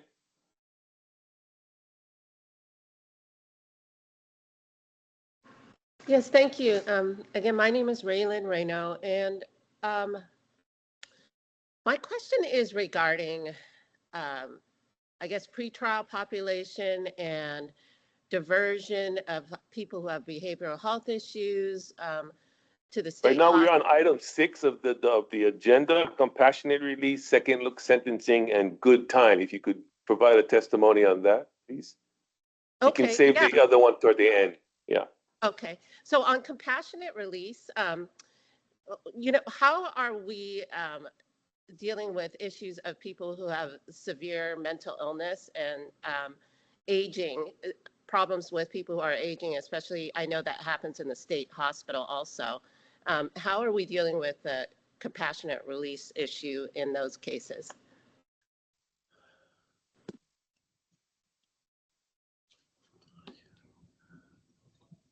Bob's not at his desk anymore. Yeah. Mostly the compassionate releases we look are people who are physically ending near the end of life. And that's usually what it refers to. And I wish Bob was still on board. It's hard to talk about that right now because there has been several legislation in the past several years that have gone through to do compassionate release, and it has always been defeated. Yeah. So we're still. Can you say a few things on that, or that's where we are right now? We're still fighting to improve compassionate release, but it's a legislative action at this particular point in time in regards to the lifers. That's correct. Yep.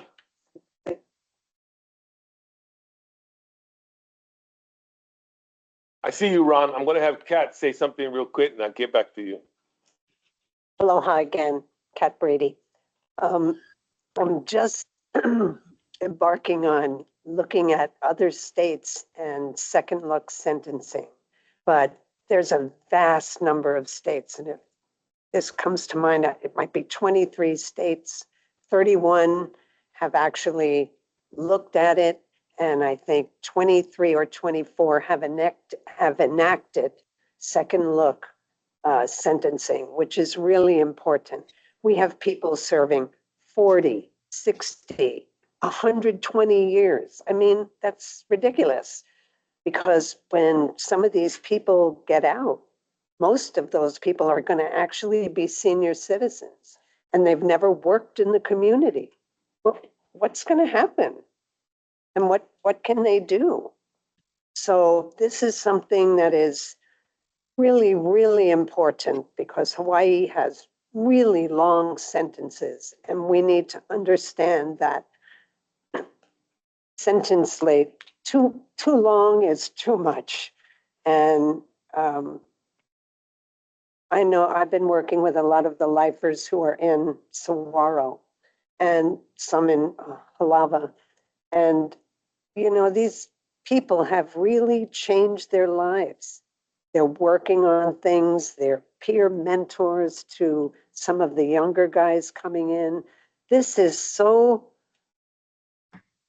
there's so much we could do. And these people, for the most part, they're rehabilitated and they would be such a great asset to our community, especially to our kids who are joining gangs and just feeling hopeless. So second look sentencing, it removes the sign over the prison door that said, abandon all hope, all ye who enter here. So let's give hope to people. Let's let people be redempted. Thank you. Thank you, Kat. So, mahalo, commissioners, staff, and the public. Ron Fujioshi for Ohana Ho'opekele. I want to thank the commission for putting this on the agenda for compassionate relief, second look, and good time. I really wanted to focus on life without parole. You know, I'm a kahu, and I believe in a God who forgives.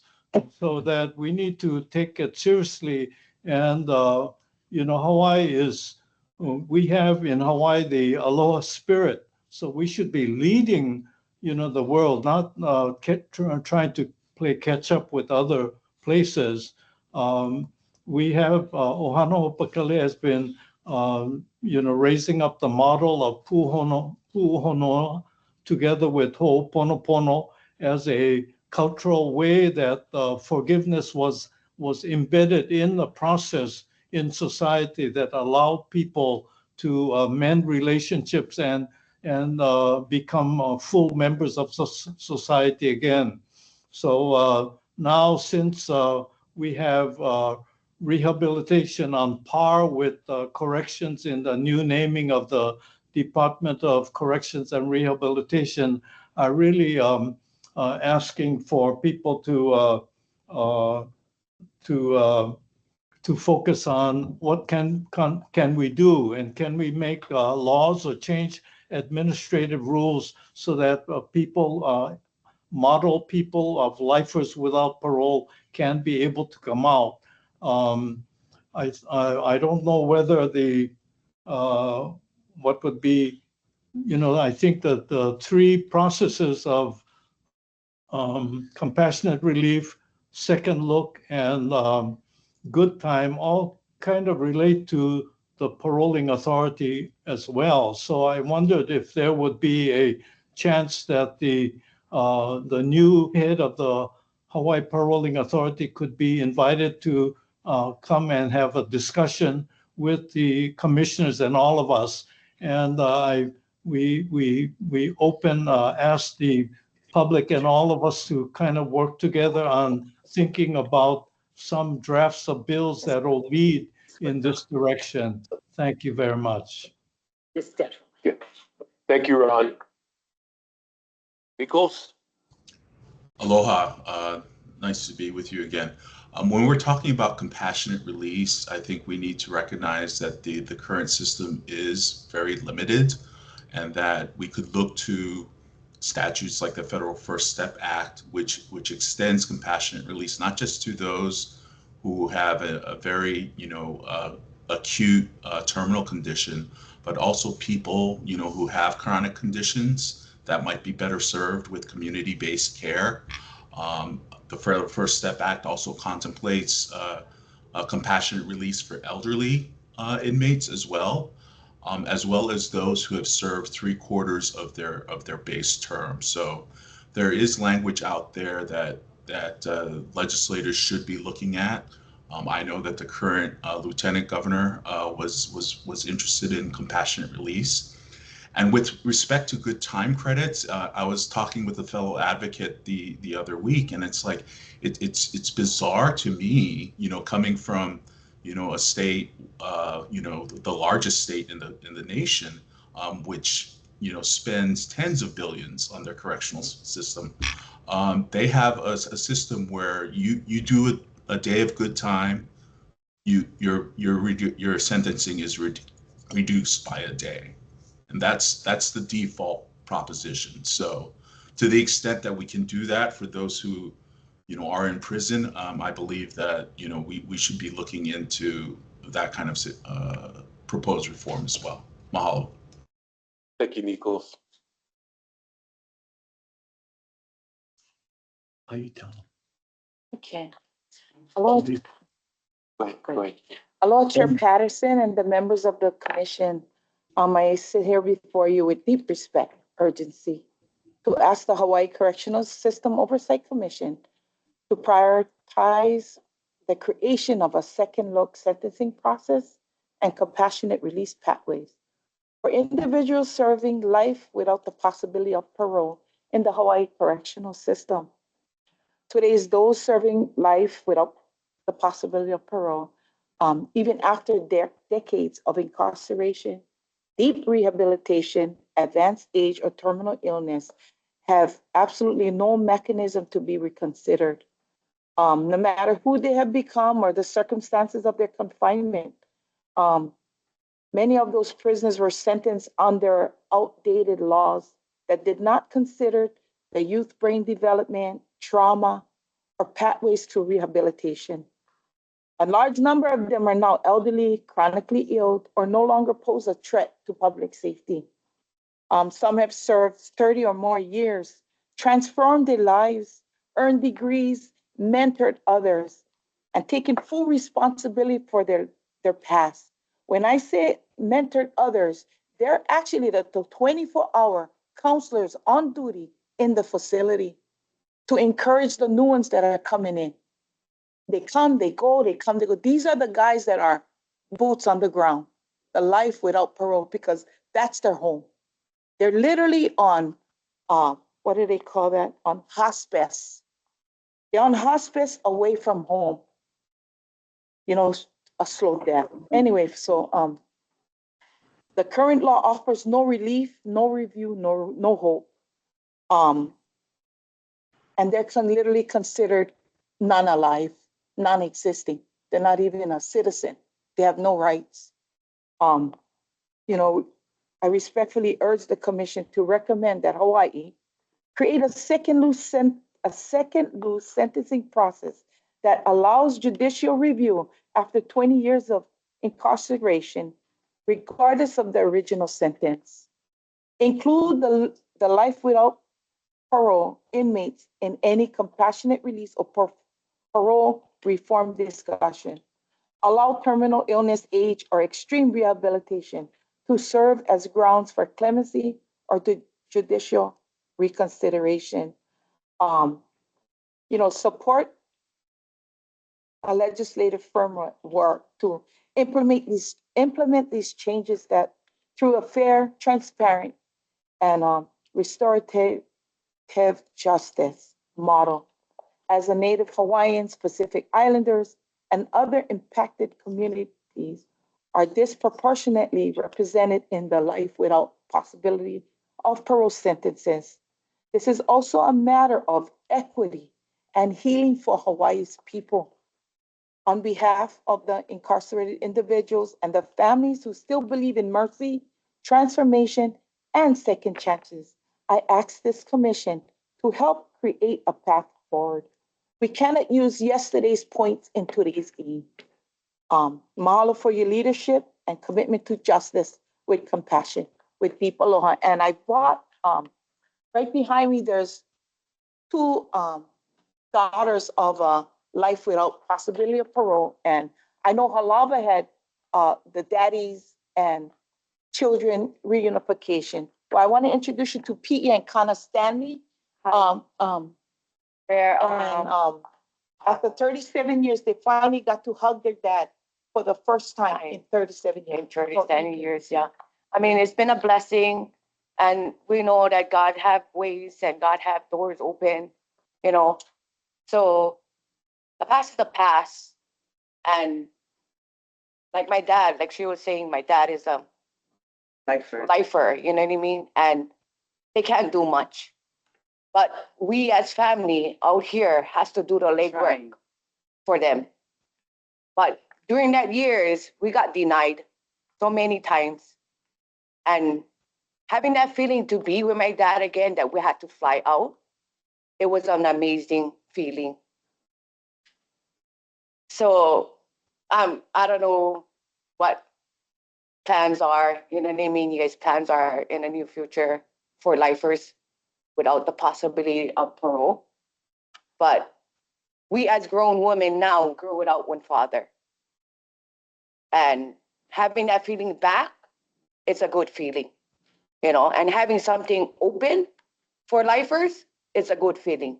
Not just for my dad, but everybody that is on lifer parole. You know, we try to submit his paperwork, but always got shut down, always got denied. And like I said, God was on our side, and God is always on everybody's side, you know, for seek us through this, because it was hard and difficult. We not only have just me and my sister, we have 9 siblings. And my mom was a single parent raising them. And not only them, my cousin them at the same time. So having an absent parent was hurting, you know, because his whatever his case was, they didn't even, after 20 years, they didn't even send him no paperwork to see if he could get a pardon, you know, or get his charge overturned to life with parole. You know, you bring that up about after 20 years, it is required by law. Yes. That the Department of Corrections and Rehabilitation and the Paroling Authority look at all lifers without parole for consideration of changing to life with parole. What we need to add to that is if it's not granted the first time, then at least every 5 years or so, Something. they continue Something, yes. to do that. continue, And yeah. or have your father not even informed. Yes. Or at least an So- appeals process. After 37 years, we got blessed with tickets to see my dad that we couldn't afford because of our economy. You know, we struggle, everybody struggle, but the feeling of reuniting with him in person really hit us straight to our heart, because all of this that have now in Halaba never did have that at all, or at OCCC. After 37 years, we got blessed with that tickets. You know, it's just like a little girl in candy store running to my dad, holding him for the first time. Is he in Halaba or? He's in Arizona, and he's been placed in many different states before they placed the lifers in Arizona. So, my mom is a single parent, cannot travel with 8 kids, 9 kids, cannot afford it. So as a lifer, daughter that is serving time, I pray you guys do have hope and heart to open doors for lifers out here, for their family. My family, I have family, you know what I mean? That's not for my dad, for me anymore. That's for my kids and my grandkids, you know what I mean? That is coming up. Generations is coming up. And my dad, like we don't lose hope, because God is always with us, But as for him, he's everything in that community now, in that jail. Yeah. He has everything, whole program. He does everything, and he's a musician. He sings for the Lord now. He don't sing for himself. He prays and worship for God now, and he's a changed man. If you guys ever got to meet him back then and to now, you guys can see the transformation that God had transferred him into, And for me, come up here, I'm kind of nervous, kind of scared, man. This is like all new people, you know what I mean? This is the new people to me, because we always got denied, We always got stopped in our tracks to help my dad to do his paperwork. But this is the pictures that we took with my dad when we first got back to him. And that's one feeling for me, to accomplish. And if I could bring my family up there and visit him, I would. But it's so expensive. Make some connections, because I saw Kat already went over and spoke to you. Yeah, so. And then we have the people from Ohana Ho'opakele on the Big Island. And as Ron stated, one of his big concerns are the life without parole people. So keep those connections. No, yes, so. Because these are the now- movers and You talk shakers. somewhere. Yeah, so now, you know what I mean? Thank you for your time, because I'm new to this. Thank you. Thank you. Thank you. Kamau. Aloha. My name is Kalehao Kamau, and I'm on the Big Island, Ohana Ho'opakele. I'm with Ohana Ho'opakele, and mahalo for Miss Stanley. Yeah, I think your name, but I know your dad really, really well, and yeah, the lifers. I think he was one of the first group that went up to Texas in 1995, and they got them. A lot of them came from Kulani. So Kim, Chico, Santiago, a lot of these guys. Chico has over 50 years in prison, and I spoke to him. I think March, the last time I was up there for the Makahiki close. And all these guys, they cannot participate in a lot of the meaningful programs, because those meaningful programs are reserved for those with 1 or 2 years prior to their tentative parole date. And they limited, jobs limited, because of life security. They can only go work janitor in the pods and stuff like that. So there's a lot of things that they cannot participate. So in that sense, there's really no programs, meaningful programs going on for them up there. What Ohana Ho'opakele is proposing is that of those who wish come back and be replaced back up there at Kulani and in a Pu'uhonua where they can be closer to their families. And like Judge Town said a few months ago, you know, if they have to die in prison, let them die with some dignity in their kulaivi right here in their homeland around family members, around their family. It seems like every so often, you know, one of these lifers without parole dies. He dies up there in the desert in Arizona. So somehow work out something.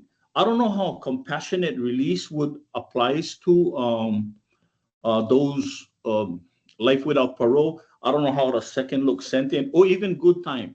And I'm not sure, you know, I don't know how it is, but I think the good time has something to do with the paroling authority. You know, it's either one or the other. So I'm not sure about that. But none of these apply for them. They have no way of proving all these things that was very eloquently expressed by the Wahine, where Bo's daughter, that group, she said, and that's right. They're the mentors up there. They're the first guy. You see them before you go see the consular. You know, so they're doing a lot of mentoring, a lot of ho'oponopono, keeping the peace and stuff like that. So, you know, one of them came up with a really great plan for a lifers pod so that they can have one place that only them have, where they can, you know, but what we're proposing is utilizing that talent they get and let them go out and prove themselves, whether it's there, but we're proposing that we bring them home. You know, bring them home. Let them come home and let them engage. When there was a Kulane, they wasn't doing nothing wrong. They was doing a lot of community was involved in a lot of stuff they was doing. They had the wood shop, core tables. He was making all kind of things, including ho'okuhi kahi back in the 80s or 70s. They did ora ihe, the spears, for that big ceremony that included people from Samoa, Tonga, all over the Moana, and there was a down at the Kauai High. They did all the spears came from the ihe, came from Kulani, all from them, Chico, them, all them guys. But anyway, I second, you know, all that what the family was saying, and we just hope to work with you guys, the commission, Tommy Johnson, you guys. Also, you know, you guys doing awesome work. It was great. You know, I love seeing all this stuff. They said never happened before, but it's happening now. Like in the last 2 years, you got programs for the women program and family things. You know, just 2 weeks ago, they had one up at Halaba with the men. Awesome, good stuff. And mahalo you guys for all that. So this is just another call out for those sentence. And I think like there's sentence and it's life without parole is a death by incarceration, actually. You know, you send them in there and for die. You know, and then when they went to Texas in 1995, they're out of sight, out of mind. So it's just bringing that thing back and you know how we can connect them with their family, bring them home already. Mahalo, thank you guys for letting me talk. Mahalo, Kamau. Judge Town, do you have? We're gonna move forward. Let me say Carrie Ann. Yeah. Carrie Ann had something to say. Carrie Ann? Yeah. Aloha, I just want to echo the comments from the community and thank you to the Stanley Ohana for sharing your testimony and for having the courage to explain what's happened to your family. And I just want to say from on ACLU Hawaii's behalf that we support all three: compassionate release, second look legislation, earned time credits. Over the years, there have been multiple reiterations of improving compassionate release through legislation as well as earned time credit, through parole reform, through probation reform. In 2012, there was a feasibility of establishing an earned time credit program, which I'll drop in the chat in just a second. So these are suggestions and laws that have been pitched year after year. And unfortunately, it has not passed, but maybe next year will be the year. And we'd love to have the support of the commission, all of the stakeholder community groups, Ohana Ho'opakele, CAP, and others. But we really want to have, especially these state agencies that have undue influence over the process and with lawmakers, judiciary, paroling authority, Department of Corrections, because sadly what it's been is that oftentimes these state agencies will come out in strong opposition to these types of reforms. And until we get to the point where we're working together and supporting it and looking at the big picture and reimagining truly what safety looks like, and providing for meaningful opportunities for everyone, regardless of whether they have life without prison or not. And I want to echo and support Kalehau's comments that Kulani has been under capacity for many years. There's no reason why we're still exporting our people to out-of-state prisons when Waiava and Halava, even for that matter, and Kulani have empty beds. Kulani has been known for having more programs in other places, including trade programs. I know some people who are in our MEO reintegration program who earned their mechanics license through that and then came back home and entered the profession and field and earning their own for themselves and their families. So let's look at what's worked. Let's sustain that, but let's also look to legislation to look ahead. And as far as lifers not being eligible for programs, those policies that prohibit them from participating and being eligible are made by humans, by community members, which means that solutions that they can undo those policies. There are other prisons and other places where people have life without the possibility of parole, and they are taking classes and they have access to programs. So we can look at solutions and we can do this. But it starts with a vision and it starts with a commitment. And we need to put as much energy and attention and resources into making all of this happen for the betterment of people, for families who are impacted by incarceration.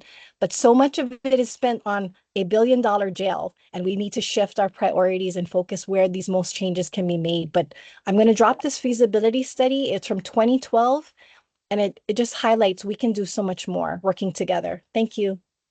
Thank you. Yeah. Carry on. Go Yeah, ahead, real Brian. briefly, my name, Brian, just again, a comment. I worked at Tranquility House Alternatives in Oakland. It was like from San Quentin, where they would release lifers back out into the civilian population through this system of alternative houses, alternative housing, Tranquility. So I know you talk mental health people with the possibility of the governor's project with the creating like Pu'uhona, Kahale type villages, which are less restrictive, but still can provide, the possibility of ankle bracelets and monitoring and things like that, like a restorative justice model where we take land back from these military lands when the lease runs out and return more to the Ahapua, style of restorative justice, putting people into humane settings where they can actually perform like work, stuff like that. And then maybe the family can come visit them. We could employ more security guards. We have cybersecurity. We have all kinds of ways of monitoring people's, movement and actions where they're not just completely confined, like, sentenced to death. I think it's cruel and unusual punishment. And the fact that people are not having, there's overcrowding and they're not even getting a speedy trial. I think it's really something that I don't think, it's in alignment with our founding fathers' vision for this country when they enact the Constitution to protect our God-given inalienable rights. Thanks. Let me share. Thank you, Ray. We'll move on to our commissioners at this time. Martha? I have nothing to add. It's been a great conversation. Thank you. And Kalehau is correct. We used to have a lot of life without parolers up at Kulani, and they had many, many activities on. And there's no reason we can't be doing it today. Touchdown. Judge Browning? I agree with Martha. Thank you for all those wonderful comments. Opakele, Sauron, and Kalehao, mahalo for letting us know that, put this on the agenda. It is a deep discussion. Thank you for those who are here physically and all the comments that we heard. This has been a subject brought before the commission for quite some time now. But many of you who have been with us since day one know that we are in a journey of transformation ourselves, going from the first several years with no staff to the last several years with staff. And a lot of the things that we are able to accomplish now is because we have staff.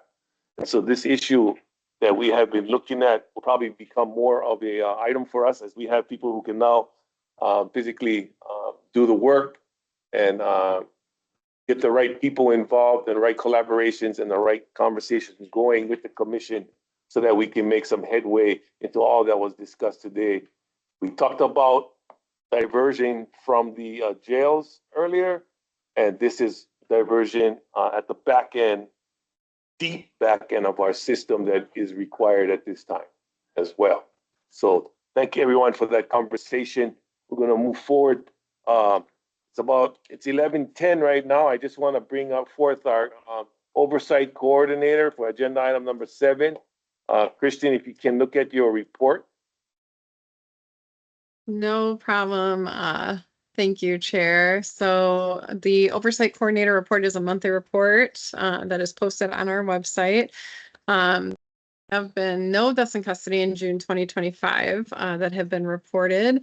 As far as tours, we did one tour. We took a member from the DC Information Council. This is an oversight agency in DC.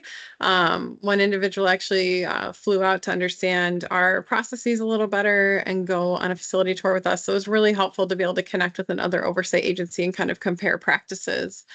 For events attended, we attended a reentry simulation.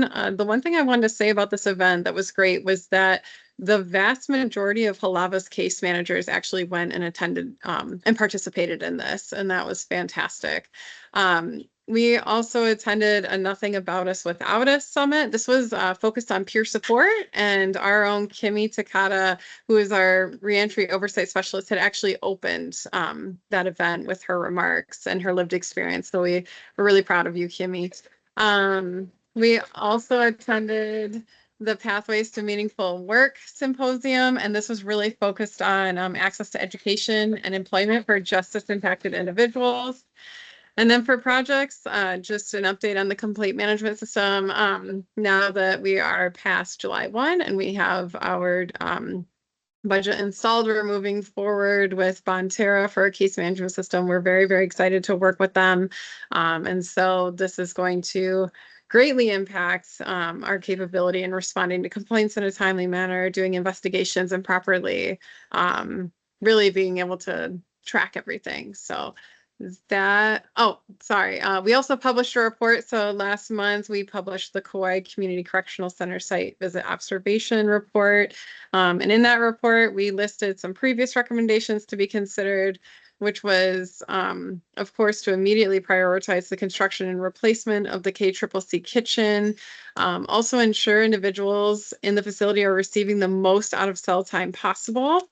And then some additional recommendations. The commission recommended to implement 12-hour shifts and also enable all facilities to initiate and process emergency hires on site. And so other than that, that is our June Oversight Coordinator monthly report.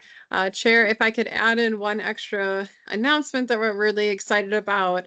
Yesterday, actually, we had just posted for our new position, the Prison Oversight Specialist. This position will be investigating the prisons for us. And so we had just posted that position on our website. It will be up for a month. And so if you are interested or know of anybody who may be interested, please apply.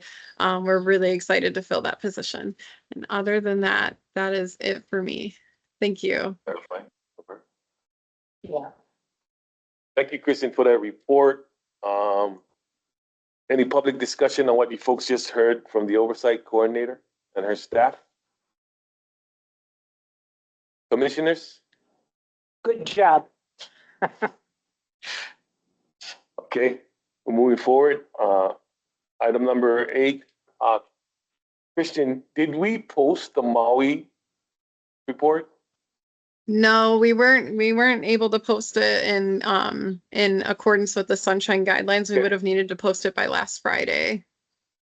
So because of our time frame right now, I'm gonna skip the We'll move it to the next. move it to the next meeting, the agenda item number 8, so that we can move forward. I would want the community to have access to that report before we discuss it. Okay. All right. Item number 9. It's been it's been a great meeting, everyone. Really appreciate your patience and your time. A lot of important stuff. This is a public comment. Bob, you wanna say something? Yeah, and I know it has been a long meeting, so it'll be very, very brief.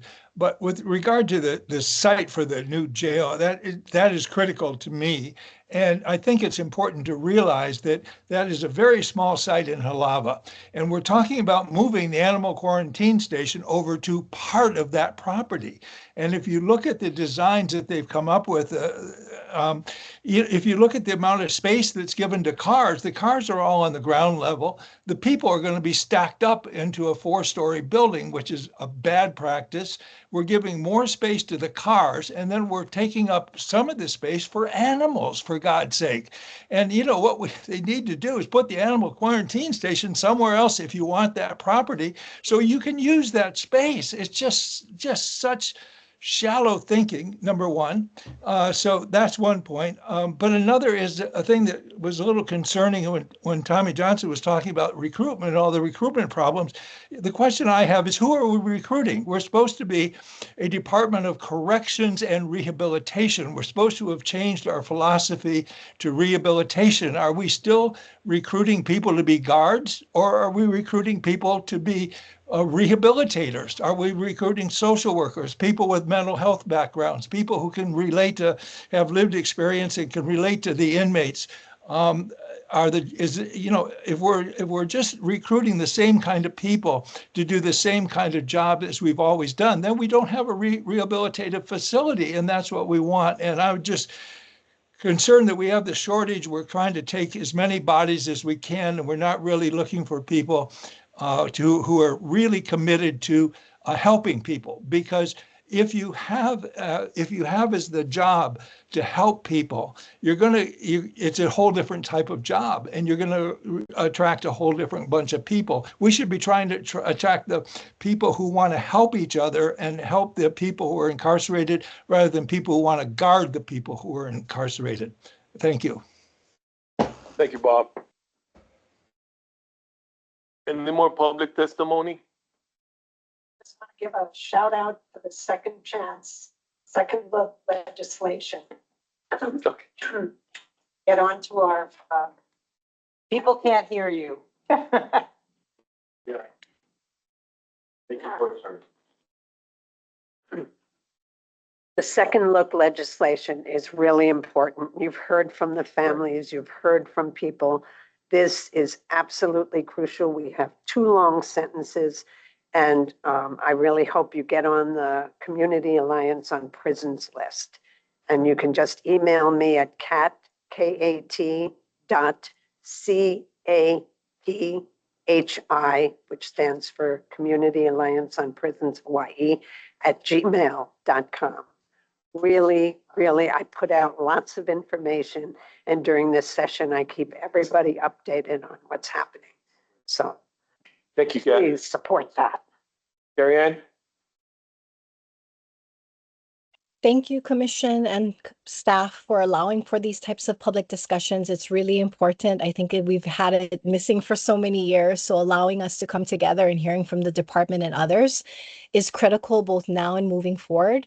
And I just want to follow up on a sort of a comment, a request made previously from the community to see whether or not any reports have been done analyzing whether OCCC or even parts of it can be rehabilitated, that we would hope that that would be made public to the community, because taxpayer dollars are using it to fund this, all of these appropriations year after year. Over 20 million was appropriated. Over 10 million plus has been spent. Another 30 million is proposed. And the possibility that this third-party analysis, which has been secret to date, may not be made public is very problematic. And I think it's also indicative if we move forward with a public-private prison partnership. Other states, including Alabama, which is noted in Bob Mercer's report, that they pursue that P3 process, and even lawmakers and other stakeholders were left out and not provided with salient information to just make decisions about the project moving forward, because that's the nature of a P3. And so I think we need to step back, take a look at that model itself, but absolutely provide that report.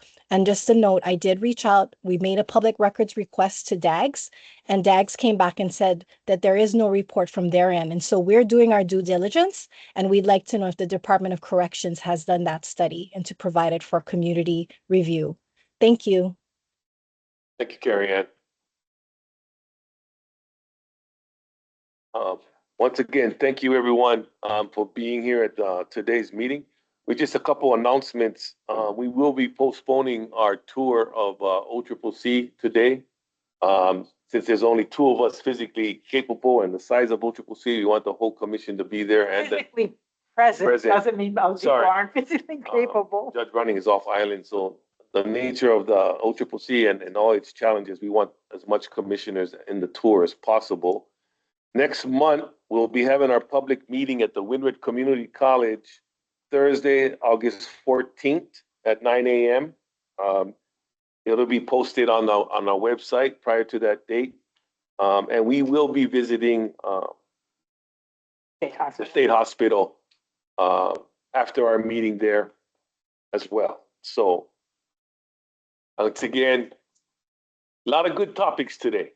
Yeah, a lot of thought and really, as far as the commission, as from the chair, really how do we organize and put into structure a means to navigate all the issues that were brought forth today in a meaningful way 6 months out from the next legislative session. Because a lot of what we're talking about has some legislative needs, and some of them are just talking to DCR as well as judiciary and the Department of Health.